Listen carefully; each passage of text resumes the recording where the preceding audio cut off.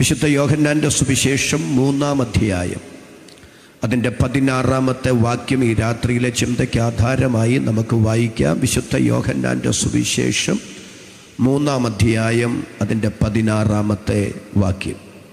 അവനിൽ വിശ്വസിക്കുന്ന ഏവനും നിത്യജീവൻ പ്രാപിക്കേണ്ടതിന് തന്നെ തൻ്റെ ഏകജാതനായ യോഹന്നാന്റെ സുവിശേഷം 3-ാം അധ്യായം 16-ാമത്തെ വാക്യം. തന്റെ ഏകജാതനായ പുത്രനിൽ വിശ്വസിക്കുന്ന ഏവനും നശിച്ചു പോകാതെ നിത്യജീവൻ പ്രാപിക്കേണ്ടതിന് ദൈവം അവന് നൽകുവാൻ തക്കവണ്ണം ലോകത്തെ സ്നേഹിച്ചു. മതി. 66 പുസ്തകങ്ങൾ അടങ്ങിയ വിശുദ്ധ വേദപുസ്തകത്തിലെ ഏതൊരു പുസ്തകങ്ങളിലെയും അധ്യായങ്ങളിലെയും സന്ദേശം ഒരൊറ്റ വാക്യത്തിൽ ക്രോഡീകരിച്ചിരിക്കുകയാണ് യോഹന്നാൻ 3:16. അല്ല, മഹാദൈവം തൻ്റെ തിരുഹൃദയം മനുഷ്യ മുൻപാകെ തുറന്നു കാണിക്കുകയാണ് വാക്യത്തിലൂടെ. തൻ്റെ ഏകജാതനായ പുത്രനിൽ വിശ്വസിക്കുന്ന ഏവനും നശിച്ചു പോകാതെ നിത്യജീവൻ പ്രാപിക്കേണ്ടുന്നതിന് ദൈവം യേശുക്രിസ്തുവിനെ നൽകുവാൻ തക്കവണ്ണം ലോകത്തെ സ്നേഹിച്ചെന്നാണ് നമ്മുടെ മലയാള പരിഭാഷ. പക്ഷെ മറ്റു ഭാഷാന്തരങ്ങളിൽ ലോകത്തെ സ്നേഹിച്ചെന്നല്ല, ലോകത്തെ അത്രയ്ക്ക് സ്നേഹിച്ചെന്നാണ്. അതുകൊണ്ട് ആ വാക്യം ഞാൻ ഒന്നുകൂടെ പറയുകയാണ്. തൻ്റെ ഏകജാതനായ പുത്രനിൽ വിശ്വസിക്കുന്ന ഏവനും നശിച്ചു പോകാതെ നിത്യജീവൻ പ്രാപിക്കേണ്ടുന്നതിന് ദൈവം യേശുക്രിസ്തുവിനെ നൽകുവാൻ തക്കവണ്ണം ലോകത്തെ അത്രയ്ക്ക് സ്നേഹിച്ചു. ദൈവത്തിൻ്റെ സ്നേഹത്തിൻ്റെ നാനാവശങ്ങൾ ഈ നാടിനോടൊന്ന് പങ്കുവച്ച് എൻ്റെ വാക്കുകൾ നിർത്താനാണ് ഞാൻ ആഗ്രഹിക്കുന്നത്. ദൈവസ്നേഹത്തിൻ്റെ ഒന്നാമത്തെ പ്രത്യേകത അത് നിത്യസ്നേഹമാണ്. ഇരമ്യ പ്രവാചകന്റെ പുസ്തകം 31-ാം അധ്യായം അതിൻ്റെ 3-ാമത്തെ വാക്യം. ഇരമ്യ പ്രവാചകന്റെ പുസ്തകം 31-ാം അധ്യായം 3-ാമത്തെ വാക്യം. യഹോവ ദൂരത്ത് നിന്ന് എനിക്ക് പ്രത്യക്ഷമായി അരുളി ചെയ്തത്, നിത്യസ്നേഹം കൊണ്ട് ഞാൻ നിന്നെ സ്നേഹിച്ചിരിക്കുന്നു, അതുകൊണ്ട് ഞാൻ നിനക്ക് ദയ ദീർഘമാക്കിയിരിക്കുന്നു. യഹോവ ദൂരത്തുനിന്ന് എനിക്ക് പ്രത്യക്ഷമായി എന്നോട് അരുളി ചെയ്തത്, നിത്യസ്നേഹം കൊണ്ട് ഞാൻ നിന്നെ സ്നേഹിച്ചിരിക്കുന്നു, അതുകൊണ്ട് എൻ്റെ ദയ ഞാൻ നിനക്ക് ദീർഘമാക്കിയിരിക്കുകയാണ്. ദൈവത്തിൻ്റെ സ്നേഹത്തിൻ്റെ ഒന്നാമത്തെ പ്രത്യേകത അത് നിത്യസ്നേഹമാണ്. നിത്യസ്നേഹം എന്ത് എന്ന് നാം അറിയണമെങ്കിൽ നിത്യത എന്തെന്നറിയണം. നിത്യത എന്ന് പറയുന്നത് ആരംഭമില്ലാത്തതും അവസാനമില്ലാത്തതുമാണ്. ആരംഭമില്ലാത്തതും അവസാനമില്ലാത്തതുമായ നിത്യതയെ വിശുദ്ധ വേദപുസ്തകം പഠന സൗകര്യാർത്ഥം 2ആയി തരംതിരിച്ച് പഠിപ്പിക്കുന്നുണ്ട്. ഒന്നാമത്തെ നിത്യതയ്ക്ക് നമുക്ക് പൂർവകാല നിത്യത എന്ന് പേര് കൊടുക്കാം. രണ്ടാമത്തെ നിത്യതയ്ക്ക് നമുക്ക് വരുംകാല നിത്യത എന്ന് പേര് കൊടുക്കാം. എന്താണ് പൂർവകാല നിത്യത? പൂർവകാല നിത്യതയ്ക്ക് ഒരാരംഭമില്ല, എന്നാൽ അതിനൊരവസാനമുണ്ട്. എന്താണ് വരുംകാല നിത്യത? വരുംകാല നിത്യതയ്ക്ക് അവസാനമില്ല, എന്നാൽ അതിനൊരാരംഭമുണ്ട്. ആരംഭമില്ലാത്തതും അവസാനമുള്ളതും അവസാനമില്ലാത്തതും ആരംഭമുള്ളതുമായ പൂർവകാല നിത്യതയ്ക്കും വരുംകാല നിത്യതയ്ക്കും ഇടയ്ക്കുള്ള പീരിയഡിന് പറയുന്ന പേരാണ് സമയം. ആ സമയത്തിൻ്റെ ആരംഭമാണ് ഉൽപ്പത്തി പുസ്തകം 1-ാം അധ്യായം 1-ാമത്തെ വാക്യം. ആദിയിൽ ദൈവം ആകാശവും ഭൂമിയും സൃഷ്ടിച്ചു. അത് ദൈവത്തിൻ്റെ ആദിയല്ല, സമയത്തിൻ്റെ ആദിയാണ്. അങ്ങനെയാണെങ്കിൽ ആ സമയത്തിന് മുമ്പുള്ള പീരിയഡിന് പറയുന്ന പേരാണ് അനാദി. അതുകൊണ്ടാണ് 90-ാം സങ്കീർത്തനത്തിൽ ഭക്തൻ പാടുന്നത്, കർത്താവേ, അങ്ങ് തലമുറ തലമുറയായി ഞങ്ങളുടെ സങ്കേതമായിരിക്കുന്നു. പർവ്വതങ്ങൾ ഉണ്ടാകുന്നതിനും അങ്ങ് ഭൂമിയെയും ഭൂമണ്ഡലത്തെയും നിർമ്മിക്കുന്നതിനും മുൻപ് അങ്ങ് അനാദിയായും ശാശ്വതമായും ദൈവമാകുന്നു. വിശുദ്ധ ബൈബിൾ വെളിപ്പെടുത്തുന്ന നാം സ്തോത്രം ചെയ്ത് ആരാധിക്കുന്ന ദൈവം സ്വയംഭൂവായ ദൈവമല്ല. സ്വയംഭൂ എന്ന് പറഞ്ഞാൽ ആരും ഉളവാക്കാതെ സ്വയം ഉളവായവനെന്ന. അങ്ങനെ സ്വയം ഉളവായവൻ എന്ന് വന്നാൽ ആ ദൈവത്തിനൊരാരംഭമുണ്ടെന്ന് വരും. ആരും ഉളവാക്കിയില്ലെന്നേ ഉള്ളൂ. എന്നാൽ ഇന്ന് രാത്രി നാം സ്തോത്രം ചെയ്ത് ആരാധിക്കുന്ന ദൈവം സ്വയം ഭൂവായ ദൈവമല്ല, സ്വയം സ്ഥിതനായ ദൈവമാണ്. ആരംഭമില്ലാത്ത, അവസാനമില്ലാത്ത, ഗതിഭേദത്താലൊട്ട് ആച്ഛാദനവുമില്ലാത്ത സ്വയം സ്ഥിതനായ ദൈവത്തെ ഇന്ന് രാത്രി അബ്ബാ പിതാവേ എന്ന് വിളിച്ച് സ്തോത്രം ചെയ്ത് ആരാധിക്കാൻ ദൈവം കൃപ തന്നതിൽ ദൈവത്തോട് നന്ദി പറയാൻ മനസ്സുള്ള എത്ര ദൈവമക്കൾ ഇന്ന് രാത്രി ഗ്രൗണ്ടിൽ വന്നിട്ടുണ്ട്? അവരുടെ കരങ്ങൾ ഞാനൊന്ന് കാണട്ടെ. കരവും ശബ്ദവും ഉയർത്തി ദൈവത്തിന് സ്തോത്രം ചെയ്യാം. ദൈവത്തിൻ്റെ സ്നേഹം നിത്യസ്നേഹമാണെന്ന് പറഞ്ഞാൽ ഒന്നാമത്തെ ആശയം അത് അനാദി സ്നേഹമാണെന്നാണ്. അത് ഗ്രാമീണ ഭാഷയിൽ നിങ്ങൾക്ക് മനസ്സിലാകുന്നത് പോലെ ഒന്ന് വ്യക്തമാക്കാൻ ഞാൻ ആഗ്രഹിക്കുകയാണ്. ഞാനാണ് എൻ്റെ വീട്ടിലെ മൂത്ത മകൻ. എൻ്റെ മാതാപിതാക്കളുടെ മൂത്ത മകൻ ഞാനാണ്. 3 സഹോദരങ്ങൾ എനിക്ക് ശേഷമുണ്ട്. ഞാൻ പലപ്പോഴും ചിന്തിക്കാറുണ്ട്, എന്നെ ആരാണ് ആദ്യം സ്നേഹിച്ചത്? എന്നെ ആരാണ് ആദ്യം സ്നേഹിച്ചത് എന്ന ചോദ്യത്തിന് മാനുഷികമായ എൻ്റെ മറുപടി എൻ്റെ അമ്മയാണെന്നാണ്. എൻ്റെ അമ്മ എപ്പോഴാണ് എന്നെ സ്നേഹിക്കാൻ തുടങ്ങിയത്? എൻ്റെ അമ്മയുടെ ഉദരത്തിൽ ഞാൻ ഉരുവായ സമയം മുതൽ, എൻ്റെ അമ്മ ഗർഭവതിയാണെന്ന് അറിഞ്ഞപ്പോൾ തുടങ്ങി അമ്മ എന്നെ സ്നേഹിക്കാൻ തുടങ്ങി. അതിൻ്റെ പ്രതിഫലനമല്ലേ എന്തു സൂക്ഷിച്ച അമ്മ ജീവിച്ചത്? അമ്മ ഛർദ്ദിച്ചതിന് കയ്യും കണക്കുണ്ടോ? അമ്മയ്ക്ക് ഇഷ്ടമുള്ള എത്ര ആഹാരം അമ്മ വേണ്ടെന്ന് വെച്ചു? എന്ത് ത്യാഗോജ്വലമായൊരു ജീവിതമാണ് അമ്മ നയിച്ചത്? എന്ത് വേദന നിന്നാണ് എന്നെ പ്രസവിച്ചത്? അതെന്നോടുള്ള എൻ്റെ അമ്മയുടെ സ്നേഹത്തിൻ്റെ ആധിക്യമാണ്. എൻ്റെ അമ്മയുടെ ഉദരത്തിൽ ഞാൻ ഉരുവായ സമയം മുതൽ എൻ്റെ അപ്പൻ എന്നെ സ്നേഹിക്കാൻ തുടങ്ങി. എൻ്റെ മാതാപിതാക്കളുടെ മൂത്ത മകനായി മണ്ണിൽ പിറന്നു വീണ ശേഷമാണ് എൻ്റെ അപ്പനും അമ്മയും എന്നെ സ്നേഹിക്കാൻ തുടങ്ങിയത്. എൻ്റെ മുഖം കണ്ടെന്നെ സ്നേഹിക്കാൻ തുടങ്ങിയത്. ഞാൻ മണ്ണിൽ പിറന്നു വീണ ശേഷമാണ് എൻ്റെ വല്യപ്പനും വല്യമ്മയും എന്നെ സ്നേഹിക്കാൻ തുടങ്ങിയത്. എനിക്ക് 3 സഹോദരങ്ങളാണ്. അവരുണ്ടായ ശേഷമാണ് അവരെന്നെ സ്നേഹിക്കാൻ തുടങ്ങിയത്. ഞാനൊരു സഭയിൽ ചെന്ന ശേഷമാണ് എൻ്റെ പാസ്റ്റർ എന്നെ സ്നേഹിക്കാൻ തുടങ്ങിയത്. കൂട്ടുവിശ്വാസികൾ എന്നെ സ്നേഹിക്കാൻ തുടങ്ങിയത്. ഞാൻ വിവാഹം കഴിച്ച ശേഷമാണ് എൻ്റെ ഭാര്യ എന്നെ സ്നേഹിക്കാൻ തുടങ്ങിയത്. എനിക്ക് 2 പെൺമക്കളാണ്. അവരുണ്ടായ ശേഷമാണ് അവരെന്നെ സ്നേഹിക്കാൻ തുടങ്ങിയത്. എന്നാൽ സന്തോഷത്തോടെ ഇന്ന് രാത്രി ഞാൻ പറയാം, എൻ്റെ ഭാര്യ എന്നെ സ്നേഹിക്കുന്നതിന് മുൻപ്, എൻ്റെ മക്കൾ എന്നെ സ്നേഹിക്കുന്നതിന് മുമ്പ്, എൻ്റെ പാസ്റ്റർ എന്നെ സ്നേഹിക്കുന്നതിന് മുമ്പ്, എൻ്റെ കൂട്ടുവിശ്വാസികൾ എന്നെ സ്നേഹിക്കുന്നതിന് മുൻപ്, എൻ്റെ സഹോദരങ്ങൾ എന്നെ സ്നേഹിക്കുന്നതിന് മുമ്പ്, എൻ്റെ അപ്പൻ എന്നെ സ്നേഹിക്കുന്നതിന് മുമ്പ്, എൻ്റെ അമ്മ എന്നെ സ്നേഹിക്കുന്നതിന് മുമ്പ്, എൻ്റെ വല്യപ്പൻ എന്നെ സ്നേഹിക്കുന്നതിന് മുമ്പ്, എൻ്റെ വല്യമ്മ എന്നെ സ്നേഹിക്കുന്നതിന് മുമ്പ്, എൻ്റെ പൂർവികർ ഉണ്ടാകുന്നതിന് മുമ്പ്, അല്ല അതിനപ്പുറത്തേക്ക് ചെന്നാൽ പർവ്വതങ്ങൾ ഉണ്ടാകുന്നതിന് മുൻപ്, എൻ്റെ ദൈവം ഭൂമിയെയും ഭൂമണ്ഡലത്തെയും നിർമ്മിക്കുന്നതിനു മുൻപ് അനാദിയിലെ എന്നെ സ്നേഹിച്ചു. ആ സ്നേഹമാണ് ഇന്ന് രാത്രി പുൽപിറ്റിൽ നിൽക്കാൻ, ഈ കസാരയിൽ ഇരിക്കാൻ എനിക്കും നിങ്ങൾക്കും അവസരം ലഭ്യമായതെന്നോർത്ത് പരപ്രേരണ കൂടാതെ അധരം തുറന്ന് ദൈവത്തിന് സ്തോത്രം പറയാൻ മനസ്സുള്ള എത്ര പ്രിയർ ഇന്ന് രാത്രി ഇവിടെ വന്നിട്ടുണ്ട്? അവർക്കായി ഞാൻ ദൈവത്തിന് സ്തോത്രം ചെയ്യുന്നു. അതേ പ്രിയരെ, ദൈവത്തിൻ്റെ സ്നേഹം അത് അനാദി സ്നേഹമാണ്. 2, ദൈവത്തിൻ്റെ സ്നേഹം കാലേക്കൂട്ടിയുള്ള സ്നേഹമാണ്.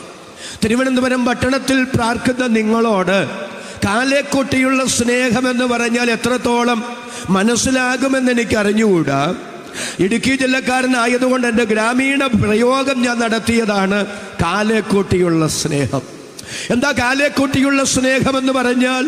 സ്നേഹിക്കപ്പെടാൻ എന്നിൽ യോഗ്യതകളൊന്നുമില്ലാതിരിക്കെ എൻ്റെ അയോഗ്യതകൾ ഓർക്കാതെ ഏകപക്ഷീയമായി എന്നെ സ്നേഹിച്ച സ്നേഹമാണ് എൻ്റെ ദൈവത്തിൻ്റെ സ്നേഹം. വിശുദ്ധ തിരുവെഴുത്തിൽ നിന്ന് 2 തെളിവുകൾ അതിന് ഉപോത്ബലകമായി ഞാൻ തരാം. വിശുദ്ധ യോഹന്നാന്റെ സുവിശേഷം തന്നെ 11-ാം അധ്യായം അതിൻ്റെ 5-ാമത്തെ വാക്യം ഒന്ന് വായിക്കാമോ? വിശുദ്ധ യോഹന്നാന്റെ സുവിശേഷം 11-ാം അധ്യായം 5-ാമത്തെ വാക്യം.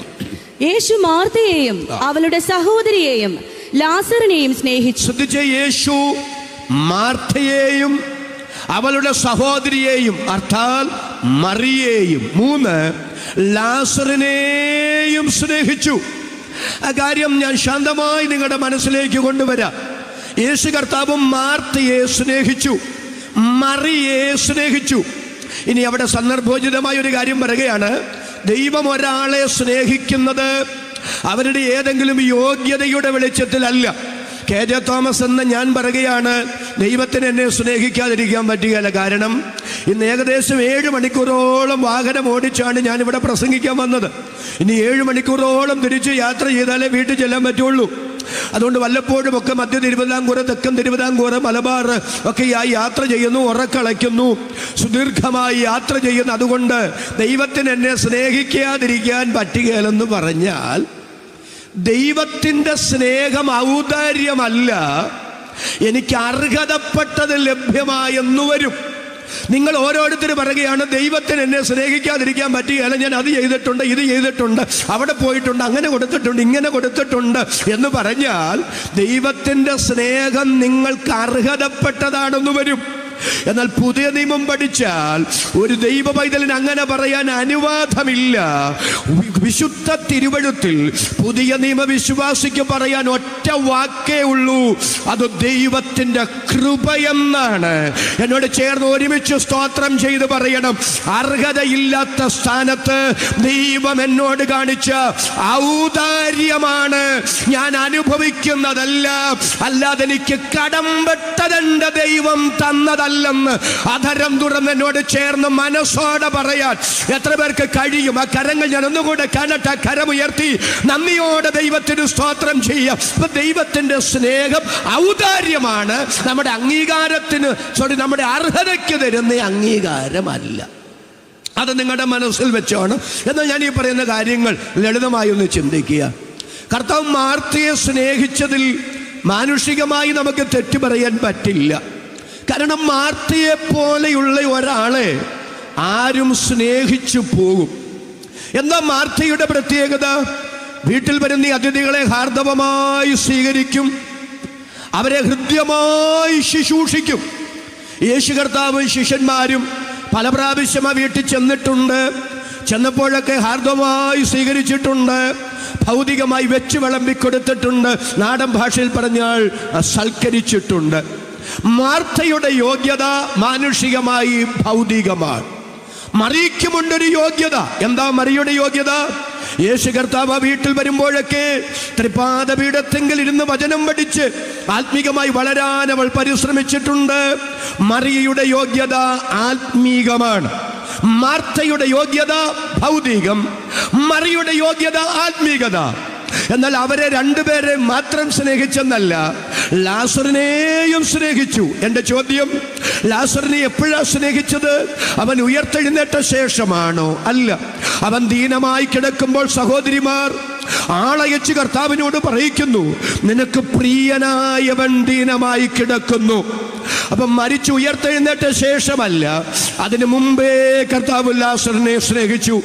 എൻ്റെ ചോദ്യം, അടുത്ത ചോദ്യം, ലാസറിനെ സ്നേഹിക്കാൻ അവനിൽ എന്താ യോഗ്യതയുള്ളത്? യേശു കർത്താവ് പല പ്രാവശ്യം ആ വീട്ടിൽ ചെന്ന് ഭൗതികമായി ഒരു ഗുണവും ഉണ്ടായില്ല. ആത്മീകമായി വളരാൻ ഒട്ടനവധി അവസരങ്ങൾ അവന്റെ മുൻപിൽ ഉണ്ടായിരുന്നു. ഫലപ്രദമായി അവനത് വിനിയോഗിച്ചില്ല. ചുരുക്കി പറഞ്ഞാൽ, വർത്തമാനകാല അനുഭവങ്ങൾ വെച്ച് നോക്കിയാൽ അവനെ സ്നേഹിക്കാൻ അവനിൽ യോഗ്യതകളൊന്നുമില്ല. എന്നിട്ടും തിരുവെഴുത്ത് പറയുകയാണ്, മാർത്തയെ മാത്രമല്ല, മറിയെ മാത്രമല്ല, ലാസറിനെയും കർത്താവ് സ്നേഹിച്ചു. എന്താ ആശയം? വർത്തമാനകാലത്ത് അവനെ സ്നേഹിക്കാൻ അവനിൽ യോഗ്യതകളൊന്നുമില്ലെങ്കിൽ പോലും നാളകളുടെ നീളകളിൽ അവൻ തൻ്റെ കൂടെ പന്തിക്കിരിക്കേണ്ടുന്നവനാണെന്നും തൻ്റെ മഹത്വം അവനിലൂടെ വെളിപ്പെടാനുണ്ടെന്നും തീർന്നില്ല. അവനിലൂടെ ഒരു വലിയ കൂട്ടം യഹൂദ സമൂഹം തന്നിൽ വിശ്വസിപ്പാനുണ്ടെന്നും അറിയാവുന്ന കർത്താവ് അവൻ വർത്തമാനകാല അയോഗ്യതകൾ ഓർക്കാതെ അവനെ കാലെ കൊട്ടി സ്നേഹിച്ചു. ആ സ്നേഹമാണ് ദൈവത്തിന്റെ സ്നേഹം.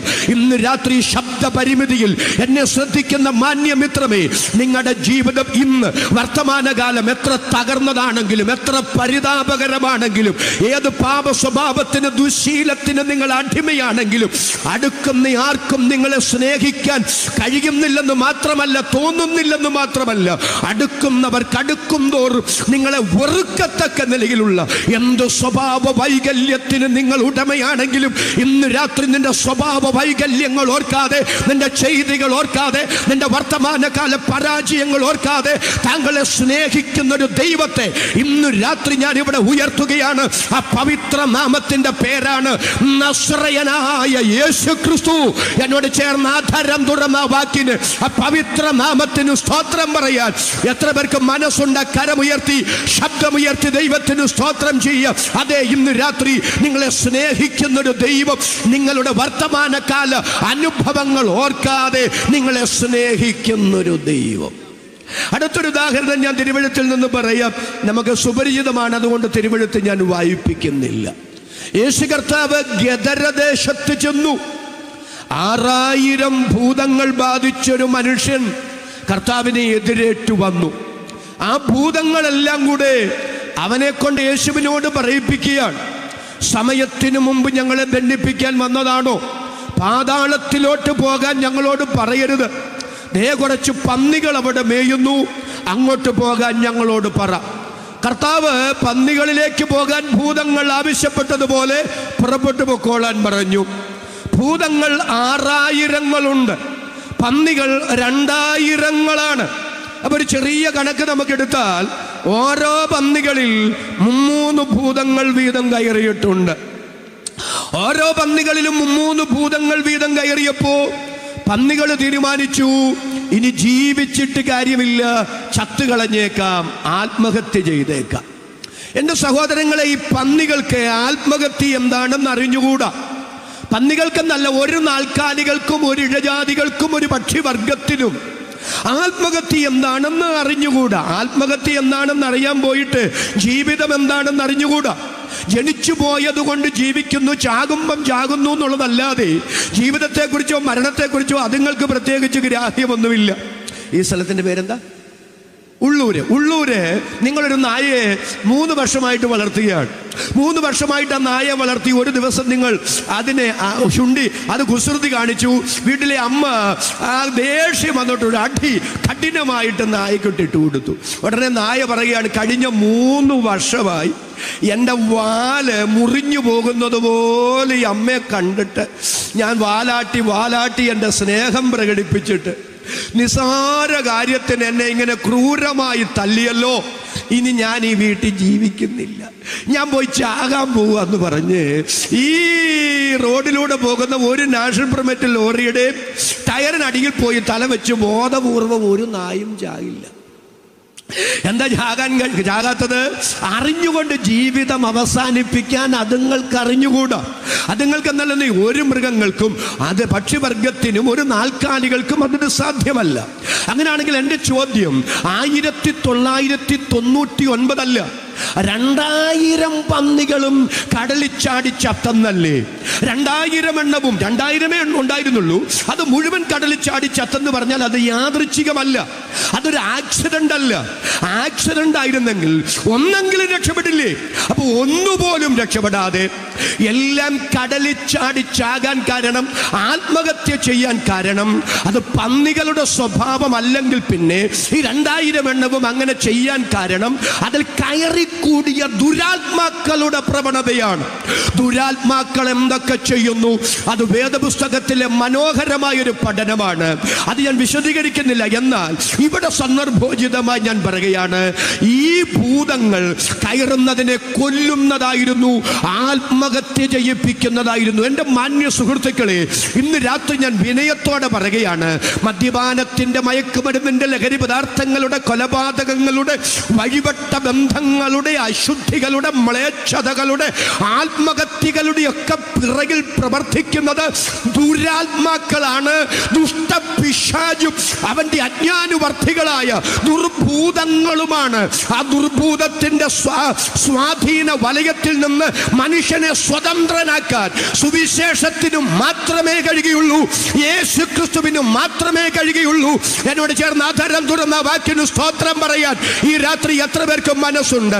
ഈ സന്ദേശം ശ്രദ്ധിക്കുന്ന ആരെങ്കിലും വീടുകളിലോ വീഥികളിലോ ഇന്ന് രാത്രി സന്ദേശം കേട്ടുകൊണ്ടിരിക്കുമ്പോൾ നിസ്സാര കാര്യങ്ങളിൽ പോലും പിടിച്ചു നിൽക്കാൻ ത്രാണിയില്ലാതെ നീ ആർക്കു വേണ്ടി ജീവിക്കുന്നു, എന്തിന് ജീവിക്കുന്നു, ജീവിച്ചിട്ടെന്ത് ഗുണം, ചത്തുകള എന്ന് ഹൃദയത്തിനകത്തും മന്ത്രിച്ച് ആത്മഹത്യയുടെ തോന്നലുളവാക്കി നിനക്ക് ദൈവം തന്നെ ആയുസ് തികയുന്നതിന് മുമ്പ് മണ്ണിൽ നിന്ന് ആത്മഹത്യയിലൂടെ പറിച്ചു കളയാൻ ഏതെങ്കിലും കുടുംബങ്ങളിൽ, വ്യക്തികളിൽ ഈ രാത്രി കുത്തിയിരിക്കുന്ന പൈശാചിക ദുർഭൂത ശക്തികളുണ്ടെങ്കിൽ പാമ്പുകളെയും തേളുകളെയും ചവിട്ടാൻ, ശത്രുവിന്റെ സകല ബലത്തെയും കെടുത്താൻ അധികാരം തന്ന യേശു ക്രിസ്തുവിന്റെ നാമത്തിൽ പിശാചിന്റെ പ്രവൃത്തികളെ അഴിപ്പാൻ തന്നെ പ്രത്യക്ഷനായ ഏകകർത്താവും രക്ഷിതാവുമായ യേശു ക്രിസ്തുവിന്റെ അധികാരമുള്ള നാമത്തിൽ തന്നെ ഇന്ന് രാത്രി അങ്ങനെയുള്ള ചില പൈശാചിക ശക്തികൾ കുടുംബങ്ങളെ വിട്ട് മാറട്ടെ, വ്യക്തികളെ വിട്ട് മാറട്ടെ. ഈ രാത്രി ചില കുടുംബങ്ങൾ സ്വതന്ത്രമാകുന്ന രാത്രിയായി മാറട്ടെ, ചില വ്യക്തികൾ സ്വതന്ത്രമാകുന്ന രാത്രിയായി മാറട്ടെ. വിശ്വസിക്കുന്ന അഭിഷക്തന്മാർ, വിശ്വസിക്കുന്ന ദൈവമക്കൾ ഒരു 30 സെക്കൻഡ് കരമടിച്ച് ദൈവത്തിന് സ്തോത്രം ചെയ്യാം. വിശ്വസിക്കുന്നവർക്ക് വേണ്ടി വ്യാപരിക്കുന്ന ദൈവശക്തി ഇന്ന് രാത്രി ചിലരെ സ്പർശിക്കട്ടെ, ഇന്ന് രാത്രി ചിലരോട് ഇടപെടട്ടെ. ആത്മഹത്യയുടെ മുനമ്പിൽ നിന്ന് ഇന്ന് രാത്രി അത്ഭുതകരമായി ചില കുടുംബങ്ങൾ രക്ഷപ്പെടുന്ന രാത്രിയായി മാറട്ടെ. ചില പൈശാചിക ശക്തികൾ ഈ രാത്രി അങ്ങനെ തോന്നലുകൾ ഉളവാക്കുന്ന പൈശാചിക ശക്തികൾ ഈ രാത്രി യേശുവിന്റെ നാമത്തിൽ ചില കുടുംബങ്ങളിൽ നിന്ന്, വ്യക്തികളിൽ നിന്ന് അകന്നു മാറുന്ന രാത്രിയായി മാറട്ടെ. എന്നോട് ചേർന്ന് വിശ്വാസത്താൽ ആമേൻ പറയാൻ ഈ രാത്രി എത്ര പേർക്ക് മനസ്സുണ്ട്? അപ്പൊ എന്റെ ചോദ്യം, ഓരോ പന്നികളിൽ 3 ഭൂതങ്ങൾ വീതം കയറിയപ്പോ പന്നികൾ പോയി കടലിൽ ചാടി ചത്തെങ്കിൽ, ആത്മഹത്യ ചെയ്തെങ്കിൽ, ഇതേ ആത്മഹത്യ പ്രവണത വരുത്തുന്ന 6000 ദുർഭൂതങ്ങൾ വർഷങ്ങളായി ഇവനിൽ കുടിയിരിക്കുകയല്ലേ? എന്തിനാ ഇവനിൽ കുടിയിരിക്കുന്നേ? ജീവിപ്പിക്കാനാണോ കുടിയിരിക്കുന്നേ? അല്ല, കൊല്ലാനാ കുടിയിരിക്കുന്നേ, ആത്മഹത്യ ചെയ്യിപ്പിക്കാനാ കൂടിയിരിക്കുന്നേ. പക്ഷെ എന്തേ വർഷങ്ങൾ ഇവനിൽ കുടിയിരുന്ന് ഇവനെ ആത്മഹത്യ ചെയ്യിപ്പിക്കാൻ കൊണ്ടു നടന്നിട്ടും ഈ ദുർഭൂതങ്ങൾക്ക് കൊല്ലാൻ പറ്റിയില്ല. കൊല്ലാഞ്ഞതിന്റെ കാരണം ഞാൻ പറയാം. ഡെക്കപ്പൊലി നാട്ടിൽ അവനെ ഒരു മിഷണറിയാക്കി മാറ്റാൻ എൻ്റെ ദൈവത്തിന്റെ പദ്ധതി അവന്റെ തലയ്ക്ക് മുകളിൽ തൂങ്ങിക്കിടക്കെ 6000 അല്ല 60 കോടി ദുർഭൂത ശക്തികൾ അവനെതിരെ തട്ടിട്ട് തുള്ളിയാലും അവന്റെ ഒരു തലമുടി നാടിനെ തൊടാൻ എൻ്റെ ദൈവം അനുവദിക്കയില്ല. കൃപ ലഭിച്ച ദൈവമക്കൾ, അഭിഷക്തന്മാർ സിംഹഗർജനം പോലെ സ്തോത്രം ചെയ്ത് ഇന്ന് രാത്രി വിളിച്ചു പറ, മുൻനിയമിക്കപ്പെട്ട നാളിൽ ഒന്നുമില്ലാതിരുന്നപ്പോ സകലതും തന്റെ പുസ്തകത്തിൽ എഴുതിയ ദൈവം ഞാൻ ആവശ്യപ്പെടാതൊരു ജീവിതവും എന്നോട് ചോദിക്കാതെ എന്നെ കുറിച്ചുള്ള പദ്ധതികളും തയ്യാറാക്കി ഈ മണ്ണിൽ എനിക്ക് ജീവിക്കാൻ അവസരം തന്നതാണെങ്കിൽ, ജീവിക്കാൻ അവസരം തന്ന ദൈവം എൻ്റെ കൊച്ചു ജീവിതത്തിലൂടെ ചെയ്തെടുക്കേണ്ട പദ്ധതികൾ തയ്യാറാക്കിയിട്ടുണ്ട്. ആ ദൈവിക പദ്ധതികൾ നിവർത്തിയാകുന്നിടം വരെ ഏതെല്ലാം ഇരുളിന്റെ ശക്തികൾ എനിക്കെതിരെ ഉറഞ്ഞു തുള്ളിയാലും ഒരു പൈശാചിക ശക്തികളും ഒരു കേടും വരുത്താതെ തന്റെ സുരക്ഷിത വലയത്തിനകത്ത് എന്നെ പൊതിഞ്ഞുകൊണ്ട് നടക്കുന്ന ഒരു ദൈവം ഉയരത്തിൽ ജീവിക്കുന്നു എന്ന് തിരിച്ചറിഞ്ഞ് ഭയങ്ങൾ മാറി, നിരാശ മാറി, അധരം തുറന്ന ദൈവത്തിന് സ്തോത്രം പറയാൻ എത്ര പേർക്ക് രാത്രി മനസ്സുണ്ട്? അവർക്കായി ഞാൻ ദൈവത്തെ സ്തുതിക്കുന്നു. മനോഭീതിയുള്ളവരോട് ഇന്ന് രാത്രി പരിശുദ്ധാത്മാവ് പറയുന്നു, ധൈര്യപ്പെട്ടിരിക്കുക, നിന്റെ ഹൃദയം ഉറച്ചിരിക്കട്ടെ. ദൈവം അറിയാതെ, ദൈവം അനുവദിക്കാതെ ഒരു ശക്തിയും ചലിക്കില്ല. ചലിക്കുന്ന ഒരു ശക്തിയും ദൈവത്തിന്റെ പദ്ധതി നിവർത്തിയാകുന്നിടം വരെ ഒരു കേടും നിനക്ക് വരുത്തില്ല. അതരന്നൊരു നാമേൻ പറയാൻ എത്ര പേർക്ക് ഈ രാത്രി മനസ്സുണ്ട്?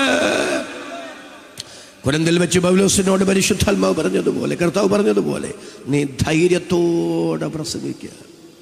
ഈ പട്ടണത്തിൽ എനിക്ക് വലിയൊരു കൂട്ടം ജനമുണ്ട്. ആരും നിന്നെ കയ്യേറ്റം ചെയ്യുകയോ ഒരു ദോഷം വരുത്തുകയോ ചെയ്യുകയില്ല.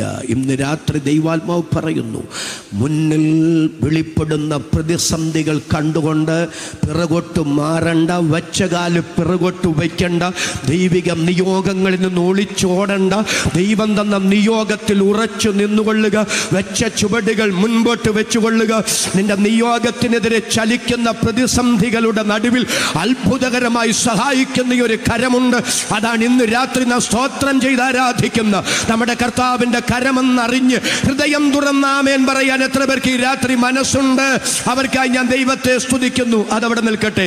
അപ്പൊ എന്റെ ചോദ്യം, ദൈവത്തിന് സ്തോത്രം, 6000 ഭൂതങ്ങൾക്ക് ഇവനെ കൊല്ലാൻ കഴിയാതിരുന്നത് ഇവനെ കുറിച്ചുള്ള ദൈവത്തിന്റെ പദ്ധതി അവശേഷിക്കുന്നത് കൊണ്ടാണ്. നിങ്ങൾ ആ മനുഷ്യനെ കണ്ടു, അവന് സുബോധം വന്നു. പിന്നീട് ഞാൻ വിശദീകരിക്കും. അവൻ വസ്ത്രം ധരിച്ചു.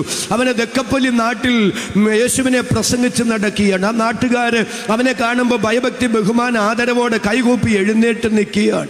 എന്തൊരാദരവാണ്! പണ്ട് ഇവനെ കാണുമ്പോൾ നാട്ടുകാർ ഇരുമ്പ് ചങ്ങലയുമായിട്ട് പുറകെ നടന്നതാ. എന്തിന്? ഇവനെ ബന്ധിക്കാൻ, ഇവനെ ഒതുക്കാൻ. പക്ഷെ നാട്ടുകാർ വെച്ച് പിടിപ്പിച്ച ഇരുമ്പ് ചങ്ങലയൊക്കെ അവൻ ഉരുമി പൊട്ടിച്ചു കളഞ്ഞു. ഇന്ന് അവൻ എന്തൊരു സ്വീകാര്യതയോ! ഇന്നലകളിൽ അവൻ ആ നാടിന്റെ കണ്ണിലെ കരടായിരുന്നു. ഇന്ന് അവൻ ആ നാടിന്റെ കണ്ണിലുണ്ണിയ. ഞാൻ സ്തോത്രം ചെയ്ത് പറയാം. സുവിശേഷത്തിന് മാറ്റാൻ കഴിയാത്തവരാരാ ഉള്ളേ? യേശു ക്രിസ്തുവിന് രൂപാന്തരപ്പെടുത്താൻ കഴിയാത്തവരാരാ ഉള്ളേ? ഇന്ന് രാത്രി ഞാൻ വിളിച്ചു പറയാം, എൻ്റെ പൊന്നു സുഹൃത്തെ, നിന്റെ ജീവിതത്തെ സ്വപ്നതുല്യമായി മാറ്റാൻ നിനക്കിന്ന് ചിന്തിക്കാൻ കഴിയാത്ത നിലയിൽ ഇന്ന് നാടിന്റെ കണ്ണിലെ കരടായ നിന്നെ നാടിന്റെ കണ്ണിലുണ്ണിയാക്കി മാറ്റാൻ നിനക്കിന്ന് സ്വപ്നത്തിൽ പോലും ചിന്തിക്കാൻ കഴിയാത്ത വഴിത്തിരിവുകളിലേക്കും രൂപാന്തരത്തിലേക്കും താങ്കളെ നയിക്കാൻ യേശുവിന് കഴിയും. യേശു കർത്താവിന്റെ സുവിശേഷത്തിന് കഴിയും. ഞങ്ങൾ അതിന് സാക്ഷികളാണ്. അങ്ങനെ അനുഭവമുള്ള ദൈവമക്കളുടെ കരം ഞാനൊന്ന് കാണട്ടെ. കരമുയർത്തി, ശബ്ദമുയർത്തി ദൈവത്തിന് സ്തോത്രം ചെയ്യുക. അതാണ് നമ്മുടെ അനുഭവം. ഈ രാത്രി ദൈവാത്മാവ് ചിലരോട് പറയുകയാണ്. ദീർഘനാളുകളായി നിങ്ങൾ ചിലർക്ക് വേണ്ടി പ്രാർത്ഥിച്ചു, ചിലരോടൊക്കെ കർത്താവിൻ്റെ വചനം പറഞ്ഞു, ചിലരെയൊക്കെ ഉപദേശിച്ചു. പക്ഷെ നിങ്ങൾ വചനം പറഞ്ഞിട്ടും, നിങ്ങൾ പ്രാർത്ഥിച്ചിട്ടും, നിങ്ങൾ ഉപവസിച്ചിട്ടും, നിങ്ങൾ ഉപദേശിച്ചിട്ടും അവർക്കൊന്നും ഒരു മാറ്റവും ഉണ്ടായില്ല. അങ്ങനെ മാറ്റമുണ്ടായില്ല എന്നുള്ളത് കൊണ്ട് ഇനി അവരോടൊന്നും പറഞ്ഞിട്ടും ഉപദേശിച്ചിട്ടും കാര്യമില്ല, അവർക്ക് വേണ്ടി ഒന്നും പ്രാർത്ഥിച്ചിട്ട് കാര്യമില്ലെന്ന് പറഞ്ഞ് ആരെയും എഴുതി തള്ളണ്ട. നിരന്തരം പ്രാർത്ഥിച്ചുകൊണ്ടേയിരിക്കുക, കർത്താവിനെ കുറിച്ച് പറഞ്ഞുകൊണ്ടേയിരിക്കുക. പരിശുദ്ധാത്മാവ് പറയുന്നു, തളർന്നു പോകാതെ ഇരുന്നാൽ തക്ക സമയത്ത് കൊയ്യും. ഒനേസിമോനോസിനെ കുറിച്ച് പൗലോസ് ഫിലേമോനോട് പറയുന്നത് പോലെ, അവൻ മുമ്പേ നിനക്ക് പ്രയോജനമില്ലാത്തവൻ ഇപ്പോൾ എനിക്കും നിനക്കും, ഒരുമിച്ചൊന്ന് സ്തോത്രം ചെയ്തു പറ, ഇപ്പോൾ എനിക്കും നിനക്കും ഒരുപോലെ പ്രയോജനമുള്ളവൻ. ഇവനെങ്ങനെ ഇങ്ങനെയായി, ഇവളെങ്ങനെ ഇങ്ങനെയായി എന്ന് മറ്റുള്ളവർ ആശ്ചര്യത്തോടെ പറയത്തക്ക നിലയിൽ കുറിച്ചു വെച്ചോ.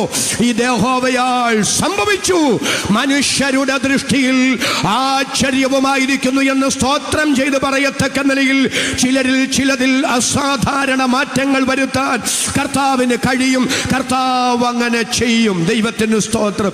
നമുക്ക് ആ ചെറുപ്പക്കാരനോട് ചോദിക്കാം, നമുക്ക് ആ മനുഷ്യനോട് ചോദിക്കാം, നീ എങ്ങനെ ഇങ്ങനായത്? അവൻ പറയും, 6000 ഭൂതങ്ങൾ എന്നെ കൊല്ലാൻ കൊണ്ടു നടന്ന് ഒരു മുഴുഭ്രാന്തനായി, വസ്ത്രം പോലും ധരിക്കാതെ ശവക്കല്ലറകളിൽ രാപാർത്ത് വീട്ടുകാർക്കും നാട്ടുകാർക്കും തലവേദനയായി നടന്നവനാ ഞാൻ. പക്ഷെ 6000 ഭൂതങ്ങൾ എന്നെ കൊല്ലാൻ കൊണ്ടു നടന്നപ്പോഴും നാട്ടുകാരും വീട്ടുകാരും ഞാനെന്ന ശല്യമൊന്ന് ഒഴിഞ്ഞു കാണാൻ ആത്മാർത്ഥമായി ആഗ്രഹിച്ചപ്പോഴും ഞാൻ പോലും അറിയാതെ തൻ്റെ സ്നേഹ വലയത്തിനകത്തെന്നെ പൊതിഞ്ഞുകൊണ്ട് നടന്ന ഒരു ദൈവമുണ്ടേ. ആ ദൈവത്തിൻ്റെ സ്നേഹമാണ് ഇന്ന് കാണുന്ന മാന്യതയിലേക്കും, ഇന്ന് കാണുന്ന സ്വീകാര്യതയിലേക്കും, ഇന്ന് കാണുന്ന അംഗീകാരത്തിലേക്കും എന്നെ നയിച്ചത്. പ്രിയപ്പെട്ടവരെ, ലാസറിൻ്റെയും ഭൂതഗ്രസ്തനായിരുന്നവൻ്റെയും അനുഭവം മാത്രമല്ലത് കേട്ടോ, നമ്മുടെയൊക്കെ അനുഭവം അങ്ങനെയല്ലേ? രക്ഷിക്കപ്പെടുന്നതിന് മുമ്പുള്ള കാലം പിറകോട്ടിറങ്ങി തിരിഞ്ഞൊന്ന് ചിന്തിച്ച് ആത്മഹത്യയുടെ മുനമ്പി എന്നൊക്കെ കഷ്ടിച്ച് വഴുതിപ്പോന്നവരില്ലേ?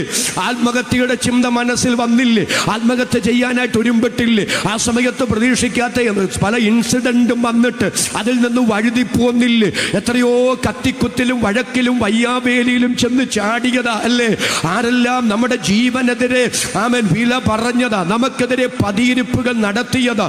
എന്നാൽ ഇന്ന് രാത്രി ഞാൻ സ്തോത്രം ചെയ്ത് പറയുന്നു, അന്ന് നമ്മൾ രക്ഷപ്പെട്ടപ്പോൾ നമ്മൾ പറഞ്ഞു ഭാഗ്യം കൊണ്ട് രക്ഷപ്പെട്ടതാണ്, സമയം നല്ലതായിരുന്നത് കൊണ്ട് രക്ഷപ്പെട്ടതാണ്. എന്നാൽ രക്ഷിക്കപ്പെട്ട ശേഷം പിറകോട്ടിറങ്ങി തിരിഞ്ഞ് ചിന്തിക്കുമ്പോഴാണ് മനസ്സിലാകുന്നത് ഭാഗ്യം കൊണ്ട് രക്ഷപ്പെട്ടതല്ല, സമയം നല്ലതായിരുന്നത് കൊണ്ട് രക്ഷപ്പെട്ടതുമല്ല. പിന്നെ അന്ന് എനിക്ക് എൻ്റെ ദൈവത്തെ അറിയാൻ കഴിയാതെ, ദൈവത്തിൽ നിന്ന് ദൂരസ്ഥനായി, ശത്രുവായി, പാപിയായി, ബലഹീനനായി, ദൈവവുമായി ഒരു ബന്ധവുമില്ലാതെ എനിക്ക് തോന്നിയതുപോലെ ഞാൻ ജീവിച്ചു കൊണ്ടിരുന്നപ്പോൾ അന്നേ എൻ്റെ ദൈവം എന്നെ കണ്ടിരുന്നേ, അന്നേ എൻ്റെ ദൈവം എന്നെ സ്നേഹിച്ചിരുന്നേ. ആ ദൈവത്തിൻ്റെ സ്നേഹമാണ്, ആ ദൈവത്തിൻ്റെ തെരഞ്ഞെടുപ്പാണ് ഇന്ന് രാത്രിയും ഈ കസാരയിൽ ഇരിക്കാൻ, ഈ പുൽപ്പിറ്റിൽ നിൽക്കാൻ എനിക്കും നിങ്ങൾക്കും കൃപ ലഭിച്ചതെന്നോർത്ത് ഹൃദയംഗമമായി നിറകണ്ണുകളോടെ ആ ദൈവത്തിന് സ്തോത്രം പറയാൻ, പിശുക്കില്ലാതെ ദൈവത്തിന് സ്തോത്രം പറയാൻ എത്ര പേർക്ക് മനസ്സുണ്ട്? കരമുയർത്തി നല്ലൊരാരാധന കർത്താവിന് അർപ്പിക്കാം. അതേ പ്രിയപ്പെട്ടവരെ, ദൈവത്തിന്റെ സ്നേഹം നിത്യസ്നേഹമാണ്. നിത്യസ്നേഹമാണെന്ന് പറഞ്ഞാൽ ഒന്നാമത്തെ ആശയം അത് അനാദി സ്നേഹമാണ്. രണ്ടാമത്തെ ആശയം അത് കാലേ കൂട്ടിയുള്ള സ്നേഹമാണ്. അടുത്തത് ദൈവസ്നേഹത്തിന്റെ രണ്ടാമത്തെ പ്രത്യേകത അത് വെളിപ്പെടുത്തപ്പെട്ട സ്നേഹമാണ്. എനിക്കിപ്പോൾ 50 വയസ്സായി. 50 വയസ്സെന്ന് പറയുന്നത് അല്പം നിരാശയോടെ ഞാൻ പറയുന്നത്. ഞാൻ ഈ ഒറ്റയ്ക്കൊക്കെ വാഹനം ഓടിച്ചു പോകുമ്പോൾ കണ്ണിൽ ഉറക്കം തത്തിക്കളിക്കാതിരിക്കാൻ എൻ്റെ കുഞ്ഞുപ്രായമൊക്കെ ചിന്തിക്കും, എത്ര പെട്ടെന്ന് ആ സമയം പോയേ അല്ലേ. നമ്മൾ പറയില്ലേ ഇരുന്നിട്ട് എഴുന്നേറ്റതുപോലാണ്. എത്ര പെട്ടെന്ന് 50 വയസ്സായി.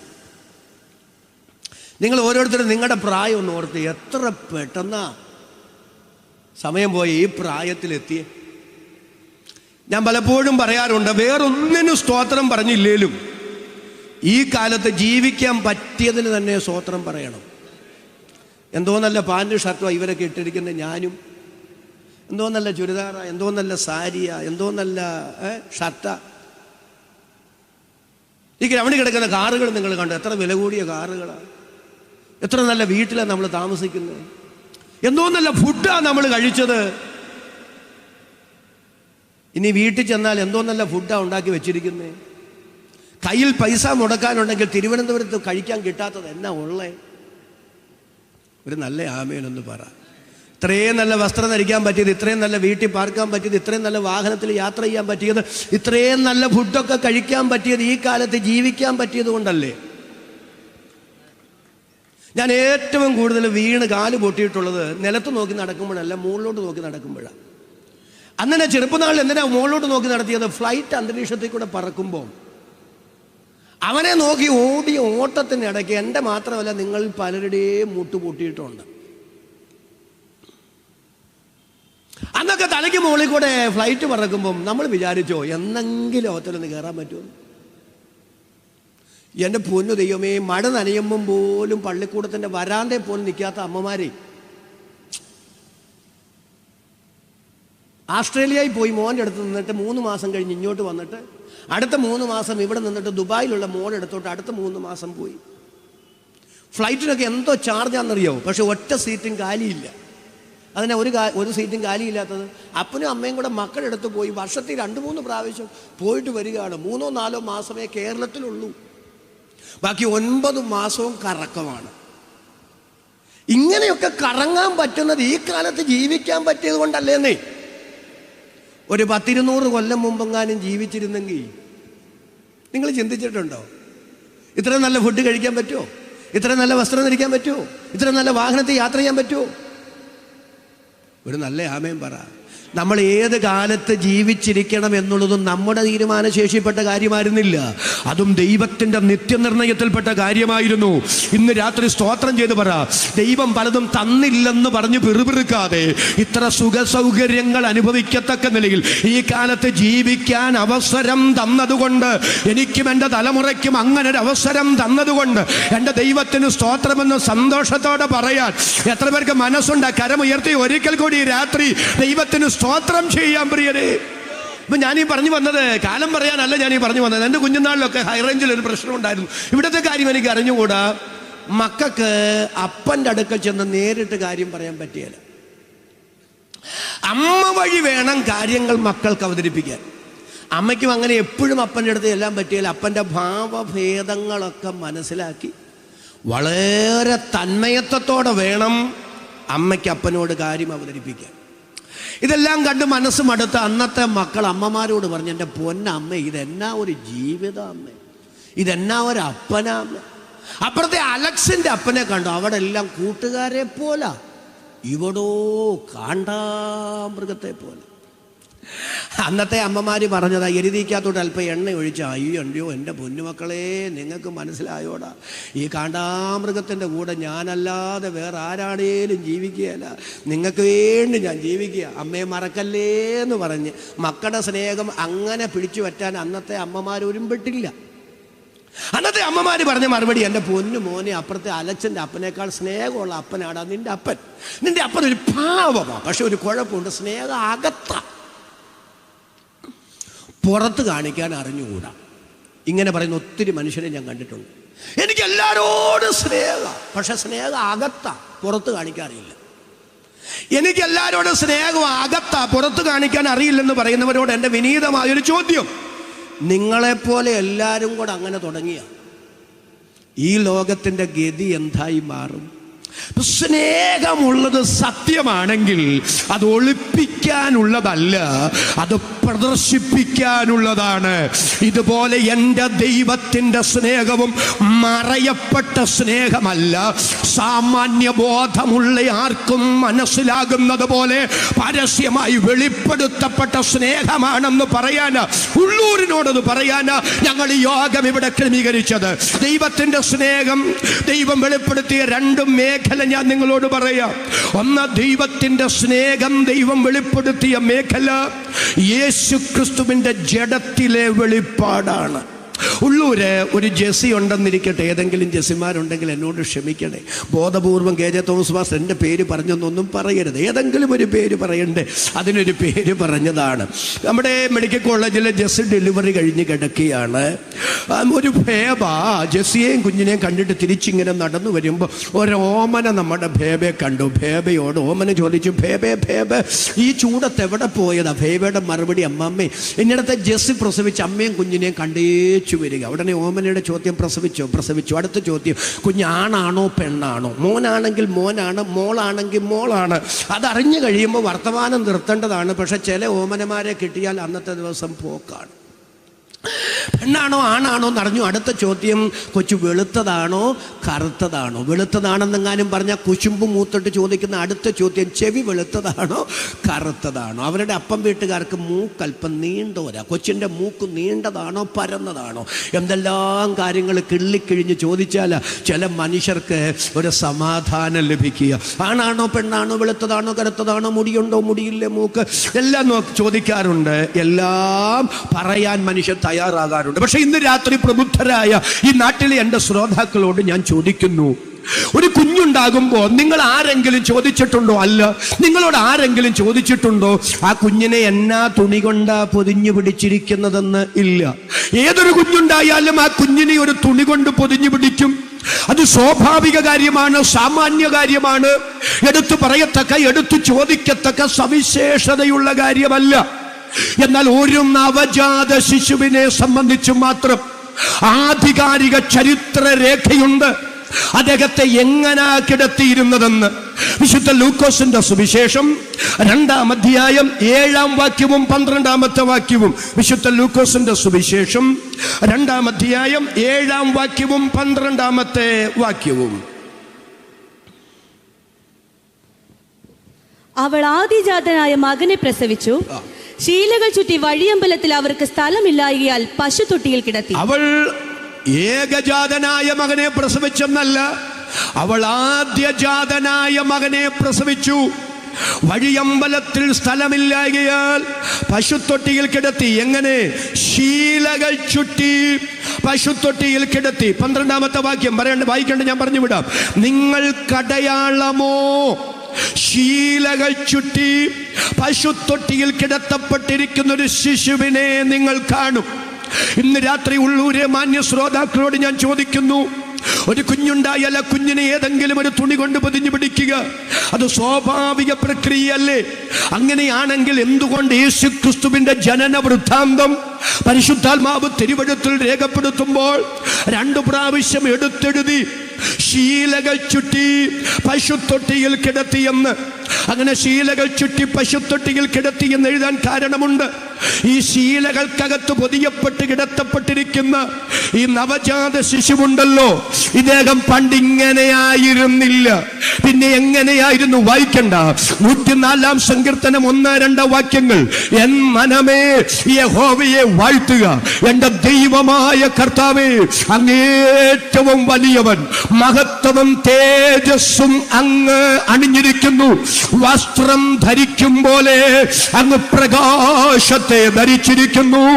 മഹത്വം അണിഞ്ഞിരുന്ന കർത്താവ്, തേജസ് അണിഞ്ഞിരുന്ന കർത്താവ്, വസ്ത്രം ധരിക്കും പോലെ പ്രകാശത്തെ ധരിച്ചിരുന്നവൻ ആ മഹത്വം ഉപേക്ഷിച്ച്, ആ തേജസ് ഉപേക്ഷിച്ച്, ആ പ്രകാശം വേണ്ടെന്ന് വെച്ചിട്ട് ഒരു പശുത്തൊട്ടിയിൽ ശീലകൾക്കകത്ത് പൊതിയപ്പെട്ട് കിടത്തപ്പെട്ടു.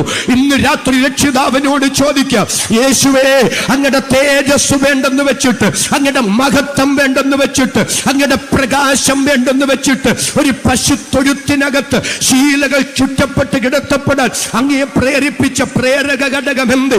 അതിന് യേശു കർത്താവിന് എന്നോടും നിങ്ങളോടും പറയാനുള്ള മറുപടി, KJ തോമസ്, എന്റെ മഹത്വം വേണ്ടെന്ന് വെച്ചിട്ട്, എന്റെ തേജസ് വേണ്ടെന്ന് വെച്ചിട്ട്, എന്റെ പ്രകാശം വേണ്ടെന്ന് വെച്ചിട്ട് ഒരു പശുത്തൊഴുത്തിൽ പശുത്തൊഴുത്തിൽ ശീലകൾക്കകത്ത് ചുറ്റപ്പെട്ട് കിടത്തപ്പെടാൻ എന്നെ പ്രേരിപ്പിച്ച പ്രേരക ശക്തി നിന്നോടുള്ള എന്റെ സ്നേഹമാണ്.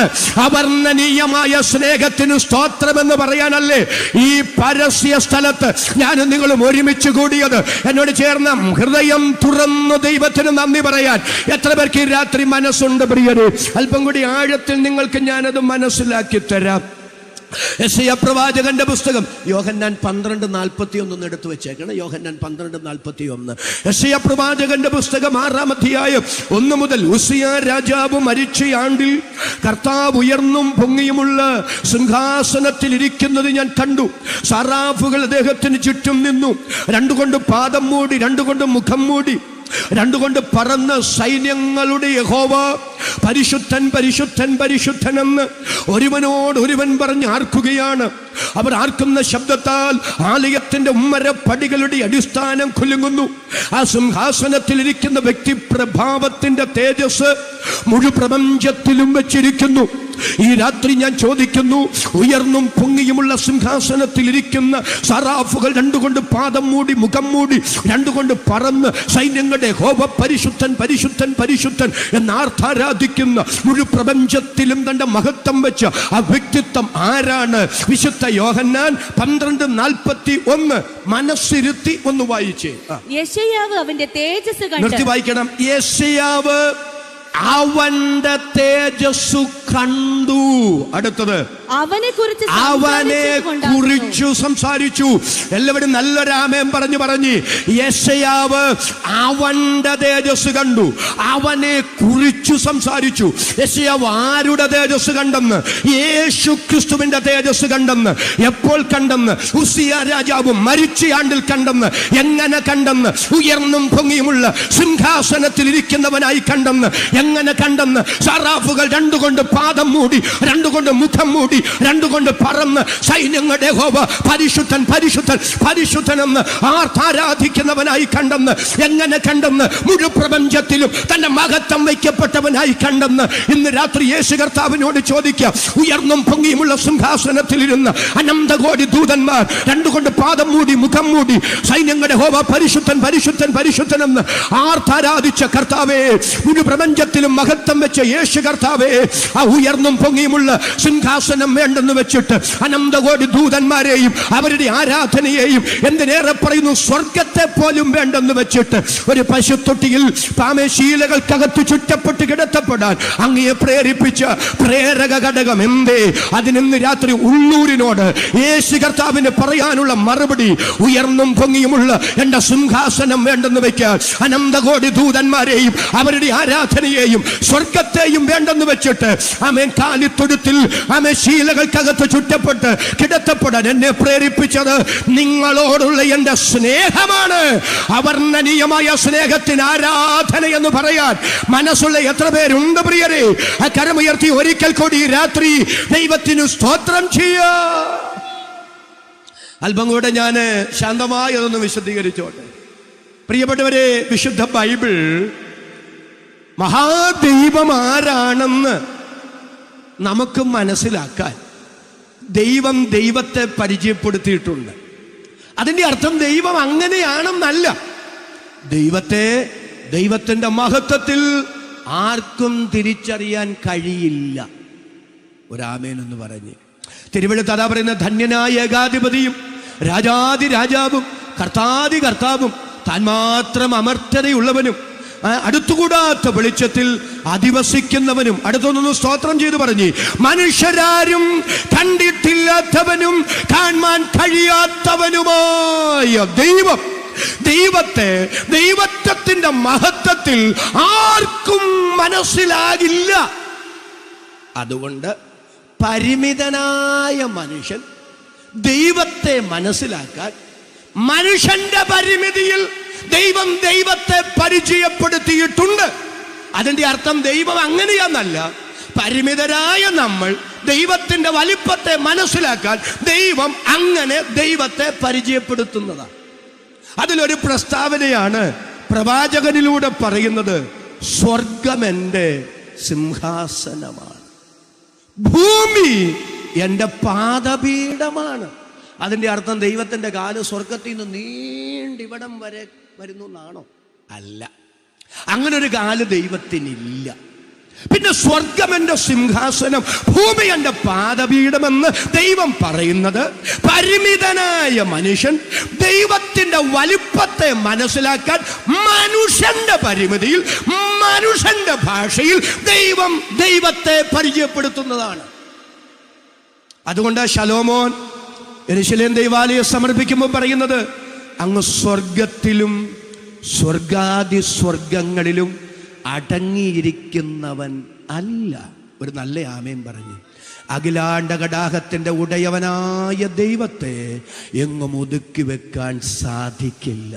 സ്വർഗം സിംഹാസനവും ഭൂമി പാദപീഠവുമായ ദൈവം, സ്വർഗത്തിലും സ്വർഗാദി സ്വർഗങ്ങളിലും അടങ്ങിയിരിക്കാത്ത മഹാദൈവം, ഏറ്റവും ഭാഗ്യവതിയായ കന്യക മറിയാമിന്റെ ഗർഭപാത്രത്തിനകത്ത് ഒരു മനുഷ്യ കുഞ്ഞായി തന്നെത്താൻ ഒതുങ്ങി.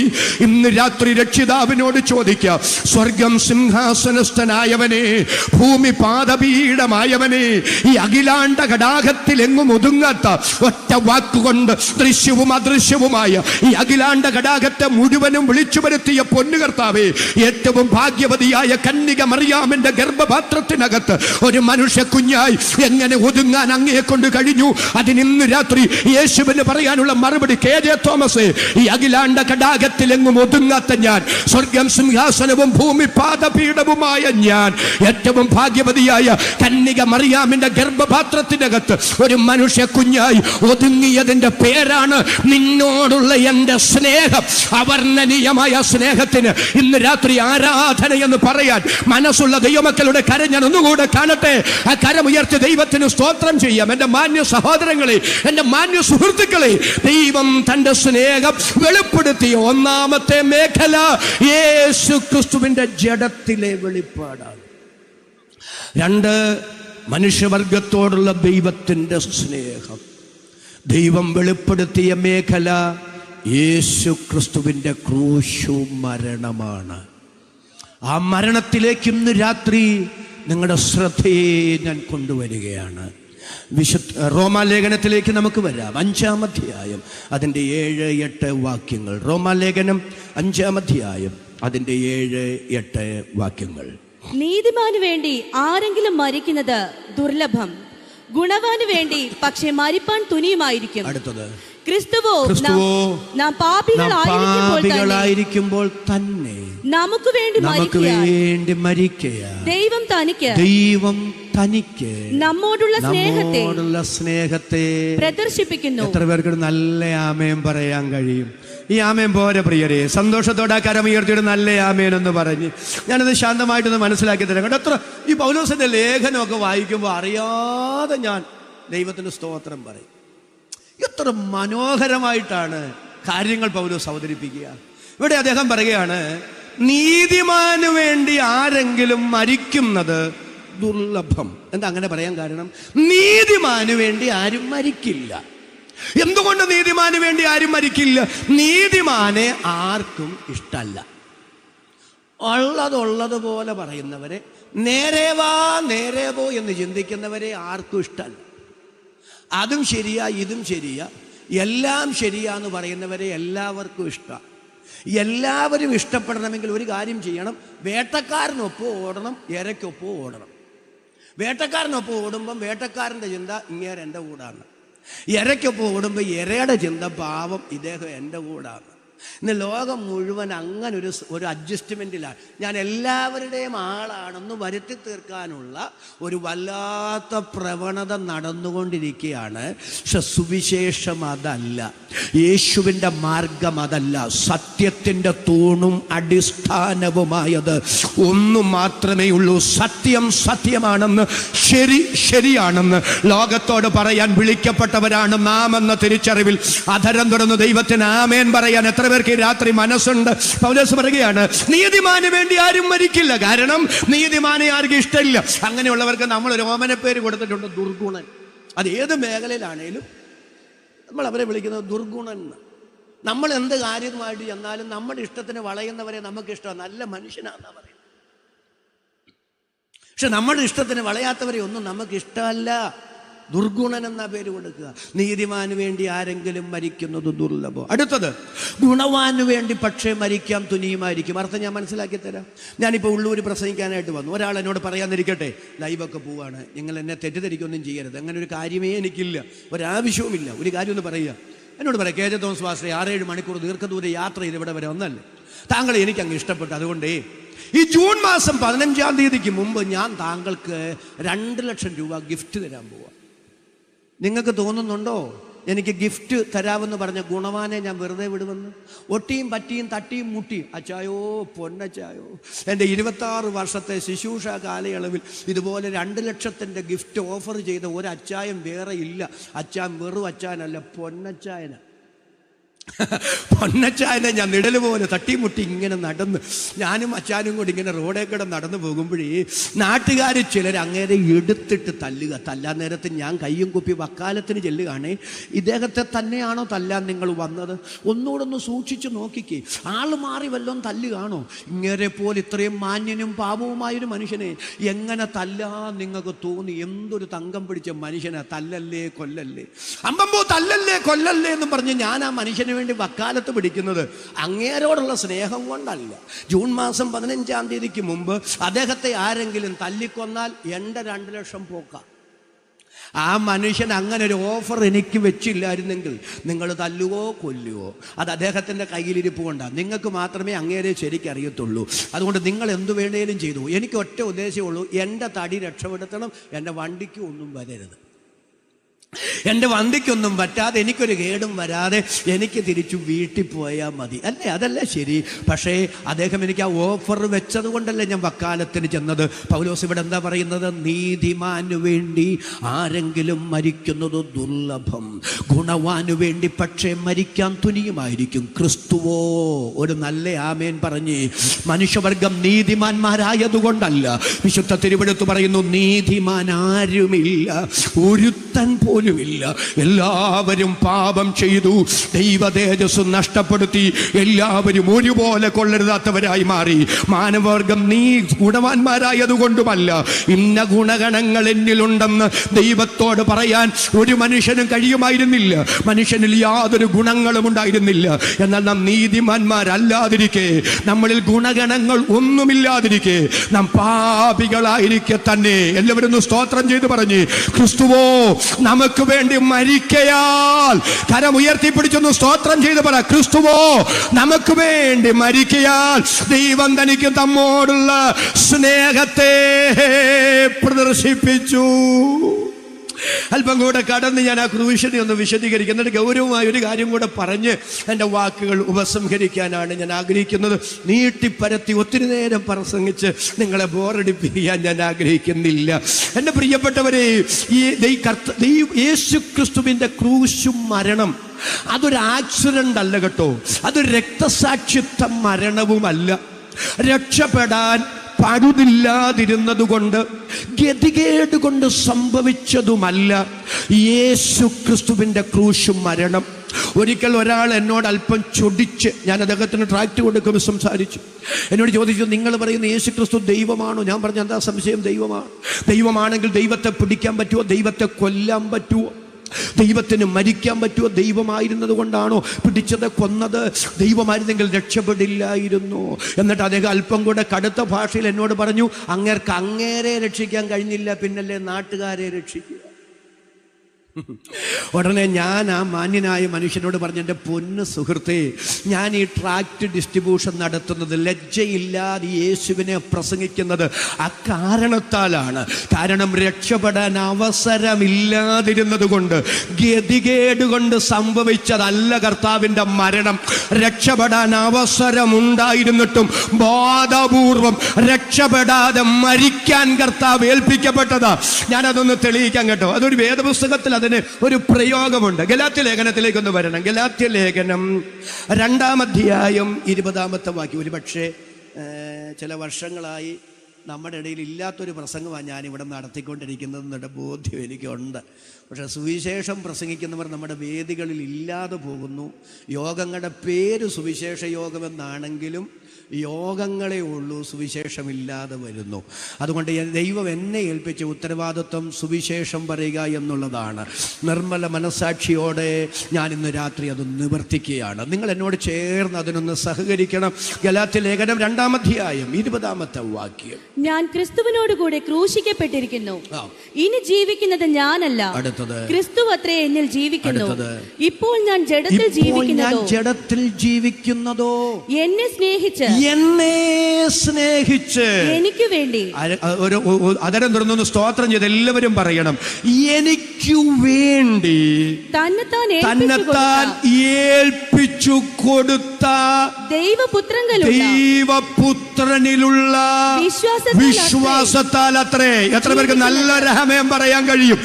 എന്നെ സ്നേഹിച്ച് എനിക്കു വേണ്ടി തന്നെത്താൻ ഏൽപ്പിച്ചു കൊടുത്ത കർത്താവ്. ഇന്ന് രാത്രി ആരെങ്കിലും യേശു ക്രിസ്തുവിന്റെ ക്രൂശും മരണം രക്ഷപ്പെടാൻ അവസരമില്ലാതിരുന്നത് കൊണ്ട്, ഗതികേട് കൊണ്ട് സംഭവിച്ചതാണെന്ന് ചിന്തിച്ചു വച്ചിട്ടുണ്ടെങ്കിൽ, തെറ്റിദ്ധരിച്ചിട്ടുണ്ടെങ്കിൽ, അവരുടെ തിരുത്തലിനൊരു ഉദാഹരണം ഞാൻ പറയുകയാണ്.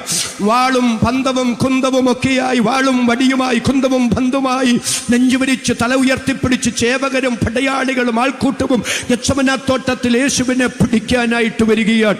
അവരുടെ ചിന്ത അർദ്ധരാത്രി കഴിഞ്ഞ ഈ സമയത്ത് യേശു ആരാണെന്ന് അറിഞ്ഞാൽ മതി, ഇപ്പൊ പിടിക്കാമെന്നുള്ള മട്ടിലും ഭാവത്തിലുമാണ് വരിക. പക്ഷെ എൻ്റെ പൊന്നു കർത്താവ് അവരുടെ അടുക്കലേക്ക് ചെന്ന് ചോദിച്ചു, നിങ്ങൾ ആരെ തിരയുന്നു? അവരുടെ മറുപടി നസ്രയനായ യേശുവിനെ. ഉടനെ കർത്താവ് പ്രതിവചിച്ചു, അത് ഞാനാകുന്നു. അത് ഞാനാകുന്നു എന്ന് പറഞ്ഞതും എല്ലാവരും പിറകൊട്ടു വീണു. എൻ്റെ ഗ്രാമീണ ഭാഷ പറയാം, എല്ലാവരും പിറകൊട്ടു വീണു ബോധം കെട്ട് കിടക്കുമ്പോൾ എൻ്റെ രക്ഷിതാവിന് വേണമെങ്കിൽ രക്ഷപ്പെടാമായിരുന്നു. കാരണം പിടിക്കാൻ വന്നവരെല്ലാം ഞാനാകുന്നു എന്ന് മോശയോട് പറഞ്ഞ ആ ദൈവമാണ് ഞാനാകുന്നു എന്ന് എൻ്റെ കർത്താവിന്റെ പ്രഖ്യാപനത്തിന് മുമ്പിൽ പിടിക്കാൻ വന്ന മിടുക്കന്മാരെല്ലാം ആയുധം അടിയറവ് വെച്ച് ആ ഗെത്സമനയിൽ പിറകോട്ട് വീണ് കിടക്കുകയാണ്. പഴയ നിയമത്തിലൊരു പ്രവാചകനെ ഞാൻ പരിചയപ്പെടുത്താം. അദ്ദേഹത്തിന്റെ പേര് എലീശ എന്ന. അദ്ദേഹത്തെ പിടിക്കാനായിട്ട് ആരാം സൈന്യം വന്നു. പേടിച്ചരണ്ട എലീശ അവരോട് ചോദിച്ചു, നിങ്ങൾ ആരാ, എവിടെ നിന്ന് വന്നത്? അവർ പറഞ്ഞു, ആരാൻ രാജാവ് പറഞ്ഞു വെച്ചതാ, ഇവിടെ ഒരു പ്രവാചകനുണ്ട്, എലീശ അങ്ങനെ പിടിക്കാൻ വന്നത്. പേടിച്ച എലീശ ഒറ്റ പ്രാർത്ഥന, ദൈവമേ ഇവരുടെ കാഴ്ച കളഞ്ഞേക്കണേ. എല്ലാവരുടെയും കാഴ്ച ദൈവം കളഞ്ഞു, കുരുടരായി. ഒന്നും അറിയാത്തതുപോലെ ഏലീശ പറയാ, അങ്ങേര് ഇവിടെ ഇല്ല, എൻ്റെ കൂടെ വാ, ഞാൻ വഴി കാണിച്ച് അങ്ങേരെ ഉള്ളിടത്ത് നിങ്ങളെ കൊണ്ടെത്തിക്കാം. അങ്ങനെ കുരുടന്മാര്, അന്ധന്മാര് ഈ ഏലീശായോടൊപ്പം നടന്നു. ശമരിയിലെത്തിയപ്പോൾ തിരിച്ചൊരൊറ്റ പ്രാർത്ഥന, ദൈവമേ ഇവരുടെ കാഴ്ച തിരിച്ചു കൊടുത്തേക്കണം. കാഴ്ച തിരിച്ചു കിട്ടിയപ്പോഴാണ് അവർക്ക് അമ്മളി മനസ്സിലായത്. അപ്പൊ ഏലീശായ്ക്കൊരു പ്രതിസന്ധി വന്നപ്പോൾ പിടിക്കാൻ വന്നവരുടെ കാഴ്ച കളഞ്ഞ പ്രതിസന്ധിയിൽ നിന്ന് ഏലീശ രക്ഷപ്പെട്ടു. പക്ഷെ എൻ്റെ പൊന്നു കർത്താവ് ഗെത്സമനയിൽ പിടിക്കാൻ വന്നവർ ഞാനാകുന്നു എന്ന ശബ്ദം കേട്ട് പിറകോട്ട് വീണ് കിടക്കുമ്പോൾ രക്ഷപ്പെടാതെ ഇന്ന് എന്നെ പിടിച്ചോളാൻ പറഞ്ഞ് സ്വയം ഏൽപ്പിച്ചു കൊടുത്തു. മാന്യ സുഹൃത്തെ, യേശുവിനെ ആരും പിടിച്ചതല്ല കേട്ടോ, ഗതികേട് കൊണ്ട് സംഭവിച്ചതല്ല, ക്രൂരന്മാരായ മനുഷ്യർ നടത്തിയ നരനായാട്ടല്ല, കൊലപാതകമല്ല. യേശു ക്രിസ്തുവിന്റെ ക്രൂശ് മരണം ബോധപൂർവം രക്ഷപ്പെടാൻ അവസരമുണ്ടായിരുന്നിട്ടും അത് മുതലാക്കാതെ എന്നെ പിടിച്ചോളാൻ പറഞ്ഞ് യേശു കൈനീട്ടി കൊടുത്തതാണ്. ഇന്ന് രാത്രി ഉള്ളൂരിന്റെ മണ്ണിനോട് ഞങ്ങൾ വിളിച്ചു പറയുന്നു, യേശു ക്രിസ്തുവിനെ ആരും ക്രൂശിച്ചതല്ല, യേശുവിനെ ആരും കൊന്നതല്ല, യേശുവിന്റെ ജീവനെ ആരും എടുത്തതല്ല, യേശു തന്റെ ജീവനെ വച്ചു തന്നതാണ്. അധരം തുറന്നു സ്തോത്രം പറയാൻ എത്ര പേർക്ക് മനസ്സുണ്ട്? വിശുദ്ധ യോഹന്നാൻ 10 ഇങ്ങനെ വായിക്കുന്നു, മനുഷ്യപുത്രന് തന്റെ ജീവനെ കൊടുപ്പാനും, എല്ലാവരും സ്തോത്രം ചെയ്തു പറ, അതിനെ തിരികെ പ്രാപിപ്പാനും അധികാരമുണ്ട്. മനുഷ്യപുത്രൻ തന്റെ ജീവനെ കൊടുത്തതാണ്. ആർക്ക് വേണ്ടി കൊടുത്തതാണ്? ഒരുമിച്ച് എന്നോട് ചേർന്ന് കരമുയർത്തിപ്പിടിച്ച് സ്തോത്രം ചെയ്തു പറ. കൂട്ടുകാരന് വേണ്ടി, സ്നേഹിതന് വേണ്ടി ജീവനെ കൊടുക്കുന്നതിലും വലിയ സ്നേഹം ആർക്കുമില്ല. ഇന്ന് രാത്രി അല്പനിമിഷം നിങ്ങൾ എൻ്റെ കൂടെ ക്രൂശിന്റെ ചുവട്ടിലേക്കൊന്ന് വരാം. ഇത് പറഞ്ഞിട്ട് അടുത്ത ഭാഗത്തേക്ക് ഞാൻ വരാം. തലയിൽ മുൾക്കിരീടം ചൂടപ്പെട്ട്, കണ്ണുകെട്ടി തല്ലപ്പെട്ട്, മുഖത്ത് തുപ്പലേൽക്കപ്പെട്ട്, പുറമൊഴിവുചാല് പോലെ അടിച്ചു കീറപ്പെട്ട്, ഭാരമേറിയ ആ കുരിശിന്റെ ക്രോസ് ഭാഗം ചുമലിൽ വേറ്റെടുത്തുകൊണ്ട് യെരൂശലേം തെരുവീഥിയിലൂടെ വീണ്ടും എണീറ്റും വീണ്ടും രക്തത്തുള്ളികൾ ഇട്ടിട്ട് വീഴ്ത്തി തലയോടിടമെന്ന ഗോൽഗോഥാ മലയുടെ മുകളിൽ ഇരു കള്ളന്മാരുടെ നടുവിൽ അസ്ഥികളുടെ ബന്ധമെല്ലാം വിച്ഛേദിക്കപ്പെട്ട് മുൾക്കിരീടം ചൂടിയ തല മറ്റൊരിടത്തും ചായച്ചു വെക്കാൻ ഇടമില്ലാതിരുന്നതുകൊണ്ട് സ്വന്തം തോളോട് ചായച്ചു വെച്ച് യേശു പ്രാണനെ വെടിഞ്ഞു. എന്റെ രക്ഷിതാവ് ക്രൂശിൽ കിടക്കുമ്പോൾ വഴി പോകുന്നവരും ക്രൂശിന് ചുവട്ടിൽ നിൽക്കുന്നവരും ആത്മാഭിമാനത്തിന് നേരെ വിമർശനത്തിന്റെ വിരൽത്തുമ്പുകൾ ചൂണ്ടിക്കൊണ്ട് പറയുന്നു, നീ ദൈവപുത്രനാണെങ്കിൽ ക്രൂശിൽ നിന്നിറങ്ങി വാ, ഞങ്ങൾ നിന്നെ വിശ്വസിക്കാം. എല്ലാ മനുഷ്യർക്കും വലുത് അവരുടെ ആത്മാഭിമാനമാണ്. എൻ്റെ രക്ഷിതാവിന്റെ ആത്മാഭിമാനത്തിന് നേരെയാണ് അവർ വിരൽ ചൂണ്ടിയത്. നീ ദൈവപുത്രനാണെന്ന് ഞങ്ങൾ സമ്മതിക്കാം, നീ ക്രൂശിൽ നിന്ന് ഇറങ്ങി വന്നാൽ മതി. എൻ്റെ പ്രിയപ്പെട്ടവരെ, യേശുവിന്റെ ക്രൂശിൽ നിന്ന് ഇറങ്ങി വരുന്നത് അസാധ്യമായിരുന്നില്ല. കാരണം യേശു കർത്താവ് പൂർണ്ണ ദൈവമായിരുന്നു. ദൈവമായ യേശുവിന് ക്രൂശിൽ നിന്ന് ആണി ഊരി വരിക അസാധ്യമായ കാര്യമായിരുന്നില്ല. എന്നാൽ അറിഞ്ഞുകൊണ്ട് ബോധപൂർവം ക്രൂശിൽ നിന്ന് ഇറങ്ങി വന്നില്ല. എന്തുകൊണ്ട് ഇറങ്ങി വന്നില്ല? എൻ്റെ പൊന്നു കർത്താവ് ക്രൂശിൽ നിന്ന് ഇറങ്ങി വരാഞ്ഞതിന്റെ കാരണം തൻ്റെ ആത്മാഭിമാനത്തിന് നേരെ വിമർശനങ്ങൾ ഉന്നയിക്കുന്ന ഇവരെ അല്ല കർത്താവ് കണ്ടത്. തൻ്റെ മരണത്താൽ നരകത്തിൽ നിന്ന് രക്ഷപ്പെടാൻ പോകുന്ന കോടാനുകോടി വിശുദ്ധന്മാരെ, വിശുദ്ധമതികളെ എൻ്റെ കർത്താവ് ആ ക്രൂശിൽ കടന്നുകൊണ്ട് കണ്ടു. ഈ KJ തോമസ് എന്ന ഈ പാപം എന്നെ കണ്ടു. അതുകൊണ്ടാണ് എബ്രായ ലേഖകൻ പറയുന്നത്, അവൻ അപമാനം അലക്ഷ്യമാക്കി. എത്ര പേർ ആധാരങ്ങൾ തുറന്നു സ്തോത്രം ചെയ്ത് പറയും, അവൻ അപമാനം അലക്ഷ്യമാക്കി ക്രൂശിനെ സഹിച്ചു. ഇന്ന് രാത്രി ദൈവകൃപയ്ക്ക് നന്ദി എന്ന് പറയാൻ എത്ര പേർക്ക് മനസ്സുണ്ട്? ഉള്ളൂരിനോട് ഞാൻ ഇങ്ങനെ ഒരു ഭാഷ പറഞ്ഞു മുന്നോട്ട് പോകാൻ ആഗ്രഹിക്കുന്നു. യേശു ക്രിസ്തുവിനെ ക്രൂശോട് ചേർത്ത് ബന്ധിച്ചത് റോമൻ ആണികളല്ല. റോമൻ ആണികളായിരുന്നെങ്കിൽ ഊരി വരാൻ എളുപ്പമായിരുന്നു. എന്നാൽ രക്ഷിതാവിനെ ക്രൂശോട് ചേർത്ത് നിർത്തിയത് മാനവവർഗത്തോടുള്ള തന്റെ സ്നേഹമാണ്. ഇന്ന് രാത്രി ഉള്ളൂരിനോട് ഞങ്ങൾ ഒരുമിച്ച് വിളിച്ചു പറയുന്നു, മാനവകുലത്തോടുള്ള ദൈവത്തിന്റെ സ്നേഹം ദൈവം വെളിപ്പെടുത്തിയ മേഖലയാണ് യേശു ക്രിസ്തുവിന്റെ ക്രൂശ് മരണം. ഇന്നേക്ക് 2020 വർഷങ്ങൾക്ക് പിറകിൽ തലയോടെ എന്നറിയപ്പെടുമെന്ന ഗോൽഗൊത്ത മലയുടെ മുകളിൽ ഉയർത്തപ്പെട്ട ക്രൂശും ആ ക്രൂശിൽ മരിച്ച യേശുവുമാണ് മാനവവർഗത്തോടുള്ള ദൈവസ്നേഹത്തിന്റെ ഉജ്ജ്വല വെളിപ്പാടെന്ന് പറയുമ്പോൾ അധരം തുറന്ന അഭിമാനത്തോടെ ഈ പരസ്യ സ്ഥലത്തിന്റെ ദൈവത്തിന് സ്തോത്രം പറയാൻ എത്ര പേർക്ക് കരുത്തുണ്ട്? കരം ഞാൻ ഒന്നുകൂടെ കാണട്ടെ. കരമുയർത്തി, ശബ്ദമുയർത്തി ദൈവത്തിന് നന്ദി പറയാം. അടുത്തൊരു വാചകം കൂടെ പറഞ്ഞു നിർത്തിയില്ലെങ്കിൽ ഇത് പ്രസംഗിച്ചതിന് പ്രസക്തിയില്ലാതെ വരും. അടുത്തത്, ദൈവം നമ്മെ എന്തിനാണ് സ്നേഹിച്ചത്? വളരെ ഗൗരവമായത് ചിന്തിക്കണം. തൻ്റെ ഏകജാതനായ പുത്രനിൽ വിശ്വസിക്കുന്ന ഏവനും നശിച്ചു പോകാതെ നിത്യജീവൻ പ്രാപിക്കേണ്ടുന്നതിന് ദൈവം യേശുക്രിസ്തുവിനെ നൽകുവാൻ തക്കവണ്ണം ലോകത്തെ അത്രയ്ക്ക് സ്നേഹിച്ചു. രണ്ട് കാര്യത്തിനാ ദൈവം നമ്മെ സ്നേഹിച്ചത്. ഒന്ന്, നശിച്ചു പോകാതിരിക്കാൻ സ്നേഹിച്ചു. നല്ലൊരു ആമേൻ പറഞ്ഞേ. രണ്ട്, നിത്യജീവൻ പ്രാപിക്കാൻ സ്നേഹിച്ചു. എന്താ ഈ നിത്യജീവൻ തരാൻ സ്നേഹിച്ചെന്ന് പറഞ്ഞാൽ? നിത്യജീവൻ എന്ന് പറഞ്ഞാൽ എന്താണ്? നശിച്ചു പോകുക എന്ന് പറഞ്ഞാൽ എന്താണ്? ലളിതമായി ഏതൊരു കൊച്ചു കുഞ്ഞിനും മനസ്സിലാകുന്നത് പോലെ നിങ്ങൾക്കത് വ്യക്തമാക്കി തരാം. പ്രിയപ്പെട്ടവരെ, നിത്യജീവൻ എന്ന് പറഞ്ഞാൽ നമ്മൾ പലരും ധരിച്ചു വച്ചിരിക്കുന്നത് അതൊരിക്കലും തീരാത്ത ജീവിതമെന്നാണ്. എന്നാൽ വേദപുസ്തകം സൂക്ഷ്മമായി നാം പഠിച്ചാൽ നിത്യജീവൻ എന്ന് പറഞ്ഞാൽ ഒരിക്കലും തീരാത്ത ജീവിതം എന്ന ആശയമല്ലുള്ളത്. കാരണം സ്വർഗത്തിൽ മാത്രമല്ല ജീവിതം തീരാത്തത്, നരകത്തിലും ജീവിതം തീരുന്നില്ല. രണ്ടും നിത്യമാണ്. അങ്ങനെയാണെങ്കിൽ രണ്ടും നിത്യമാണെങ്കിൽ നിത്യജീവൻ എന്ന് പറഞ്ഞാൽ എന്താണ്? നിത്യജീവൻ എന്താണെന്നറിയണമെങ്കിൽ ജീവൻ എന്താണെന്നറിയണം. ജീവൻ എന്താണെന്നറിയണമെങ്കിൽ മരണം എന്താണെന്നറിയണം. മരണം എന്ന് പറഞ്ഞാൽ വേർപാടെന്നാണ്. ജീവൻ എന്ന് പറഞ്ഞാൽ ഒരുമിച്ചിരിക്കുക എന്ന ആശയമാണ്. വിശുദ്ധ വേദപുസ്തകം 3 ജീവനെ കുറിച്ച് പഠിപ്പിക്കുന്നു, 3 മരണത്തെ കുറിച്ചും പഠിപ്പിക്കുന്നു.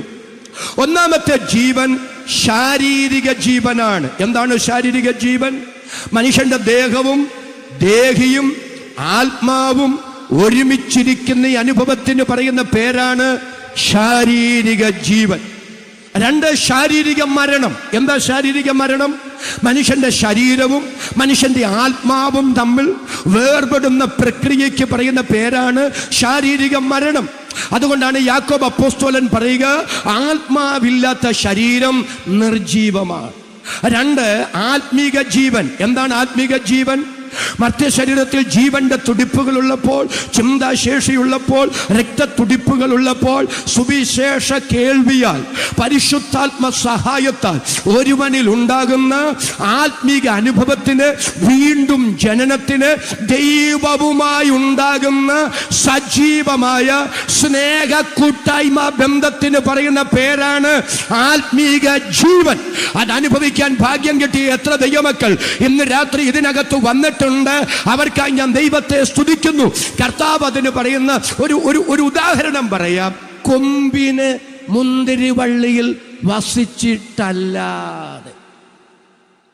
ഒരു നല്ല ആമേനൊന്ന് പറ, സ്വയമായി കായ്പാൻ കഴിയാത്തതുപോലെ, കൊമ്പും മുന്തിരിവള്ളിയും എന്ന പോലെ ദൈവത്തെ പിരിയാൻ കഴിയാത്ത, പരിശുദ്ധാത്മാവിനെ ദുഃഖിപ്പിക്കാൻ കഴിയാത്ത, കർത്താവിനെ വേദനിപ്പിക്കുന്നതൊന്നും ചെയ്യാൻ കഴിയാത്ത, അരുതരുതാത്തതിലേക്ക് കണ്ണു പോകുമ്പോൾ, കാത് പതിയുമ്പോൾ, കാത് എത്തപ്പെടുമ്പോൾ, കയ്യും കാലും ചലിക്കുമ്പോൾ, വികാരങ്ങളും വിചാരങ്ങളും കടിഞ്ഞാണില്ലാത്ത കുതിരയെപ്പോലെ കുതിക്കാൻ സാധ്യതയുള്ളപ്പോൾ, പരിശുദ്ധാത്മാവിനെ ദുഃഖിപ്പിക്കുകയാണെന്ന് മനസ്സിലാക്കി ദൈവശബ്ദം മുഴങ്ങി കർത്താവിൽ നിന്ന് അകലാൻ കഴിയാതെ ഈ മഹാപാതകം കണ്ടും കേട്ടും ചെയ്തും പ്രവർത്തിച്ചും എനിക്കെൻ്റെ ദൈവത്തെ വേദനിപ്പിക്കാൻ കഴിയില്ല, ദൈവത്തോട് പാപം ചെയ്യാൻ കഴിയില്ല എന്ന ഒരു അനുഭവത്തിൽ സജീവമായ ഊഷ്മളമായ ഒരു സ്നേഹ കൂട്ടായ്മ ബന്ധത്തിൽ ദൈവവുമായി ജീവിക്കാൻ കഴിയുന്ന ഒരനുഭവം ഈ മണ്ണിലുണ്ട്. അതിന് പറയുന്ന പേരാണ് ആത്മീക ജീവൻ.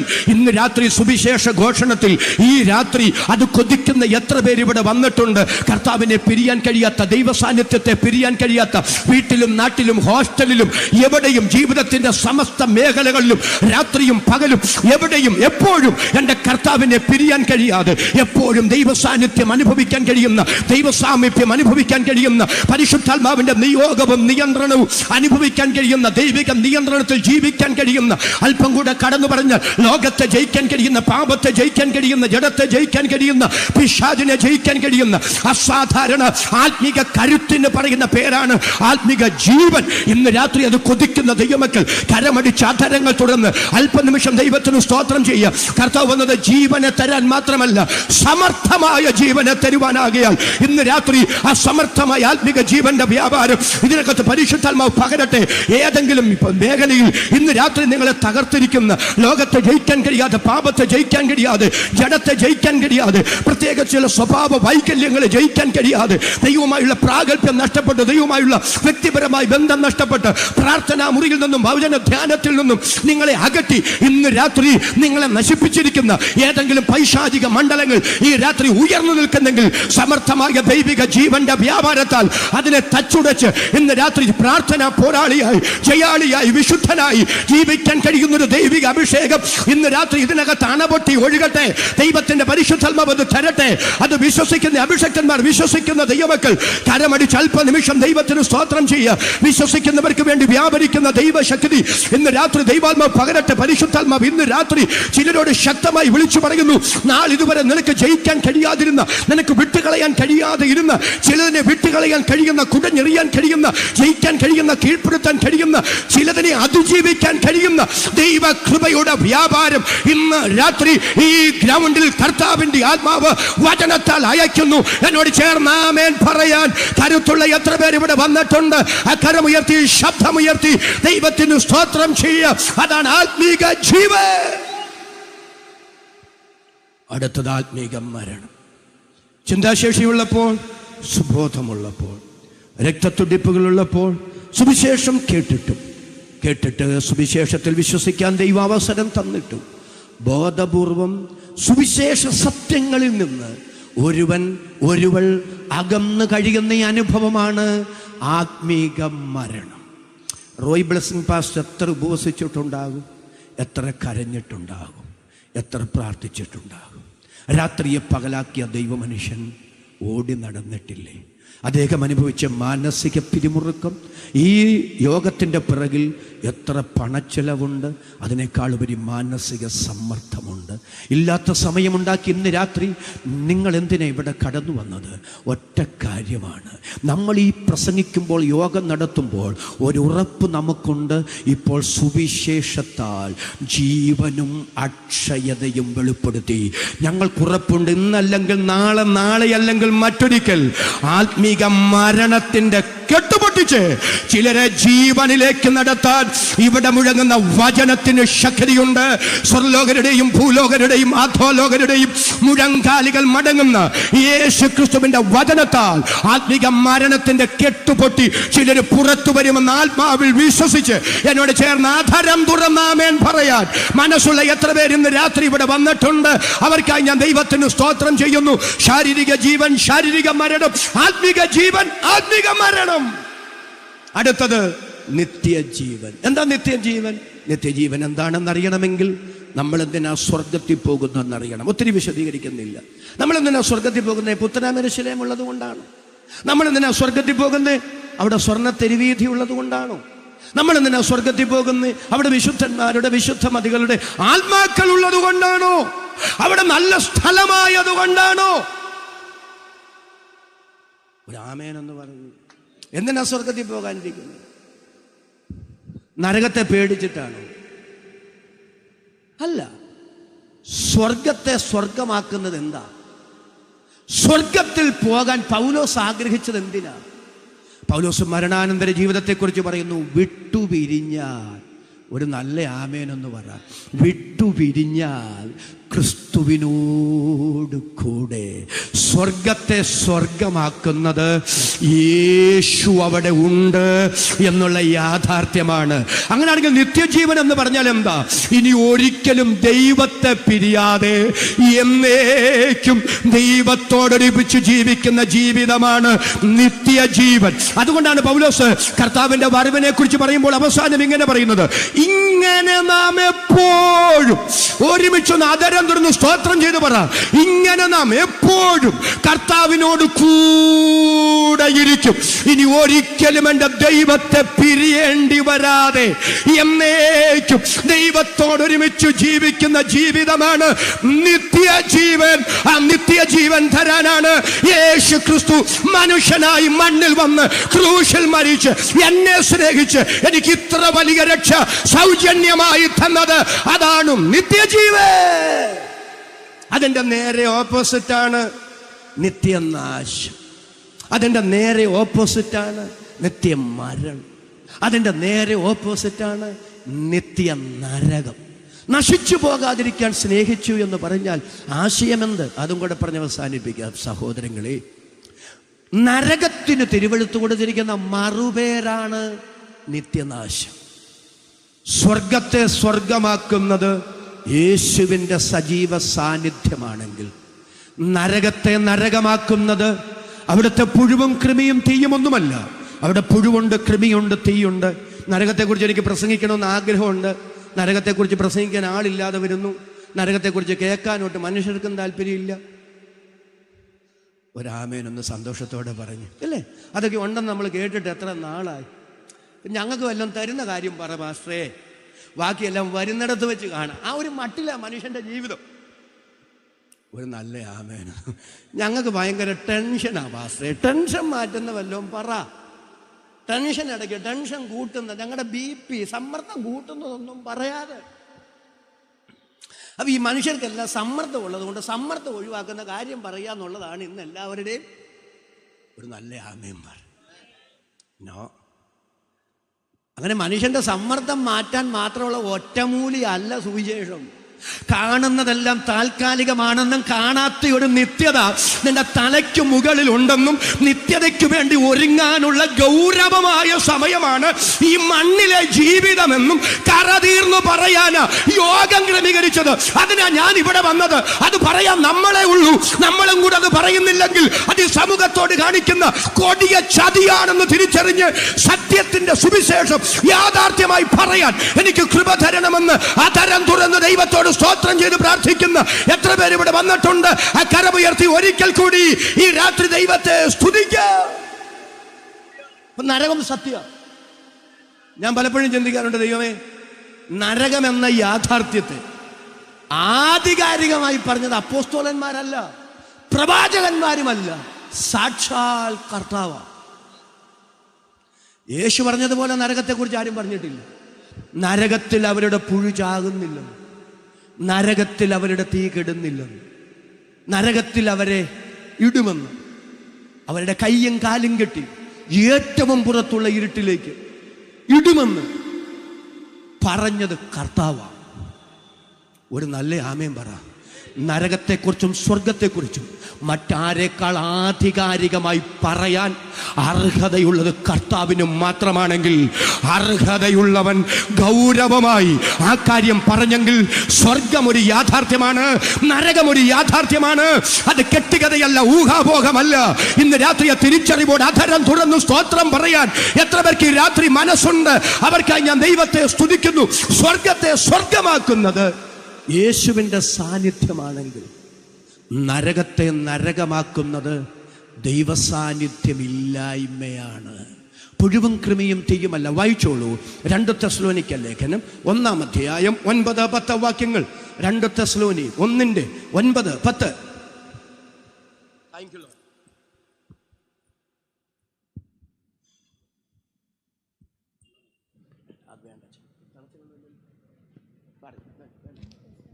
വേണ്ട.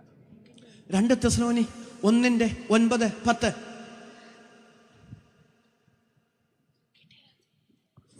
രണ്ട് തെസ്സലോനി 2 തെസ്സലോനിക്ക ലേഖനം 1-ാം അധ്യായം.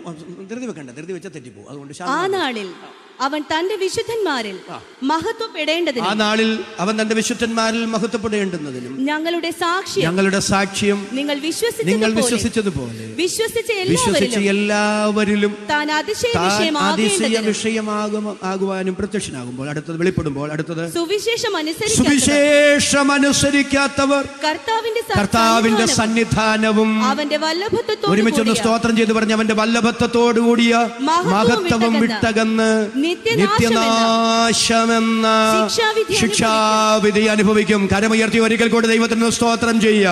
ഇവിടെ നരകത്തിന് പറയുന്ന മറുപേരാണ് നിത്യനാശം. ആ നിത്യനാശത്തിന്റെ നരകത്തിന്റെ പ്രത്യേകത എന്താ?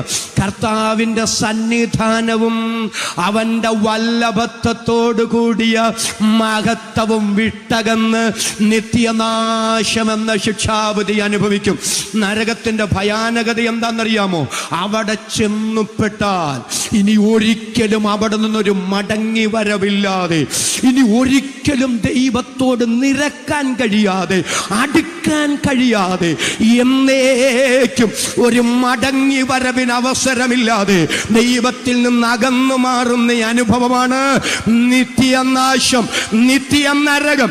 ആ നിത്യനരകത്തിൽ, ആ നിത്യനാശത്തിൽ മനുഷ്യ നീ നിപതിക്കാതിരിക്കാൻ യേശു ക്രിസ്തു ദൈവം മനുഷ്യനായി മണ്ണിൽ വന്ന് ക്രൂശിൽ മരിച്ച് തന്റെ സ്നേഹത്തെ വെളിപ്പെടുത്തിയത്. ആ ഉജ്ജ്വല സ്നേഹത്തിന് സ്തോത്രം എന്ന് പറയാൻ മനസ്സുള്ള എത്ര ദൈവമക്കൾ ഇവിടെ വന്നിട്ടുണ്ട്? അവരെ കരമുയർത്തി ദൈവത്തിന് സ്തോത്രം ചെയ്യുക.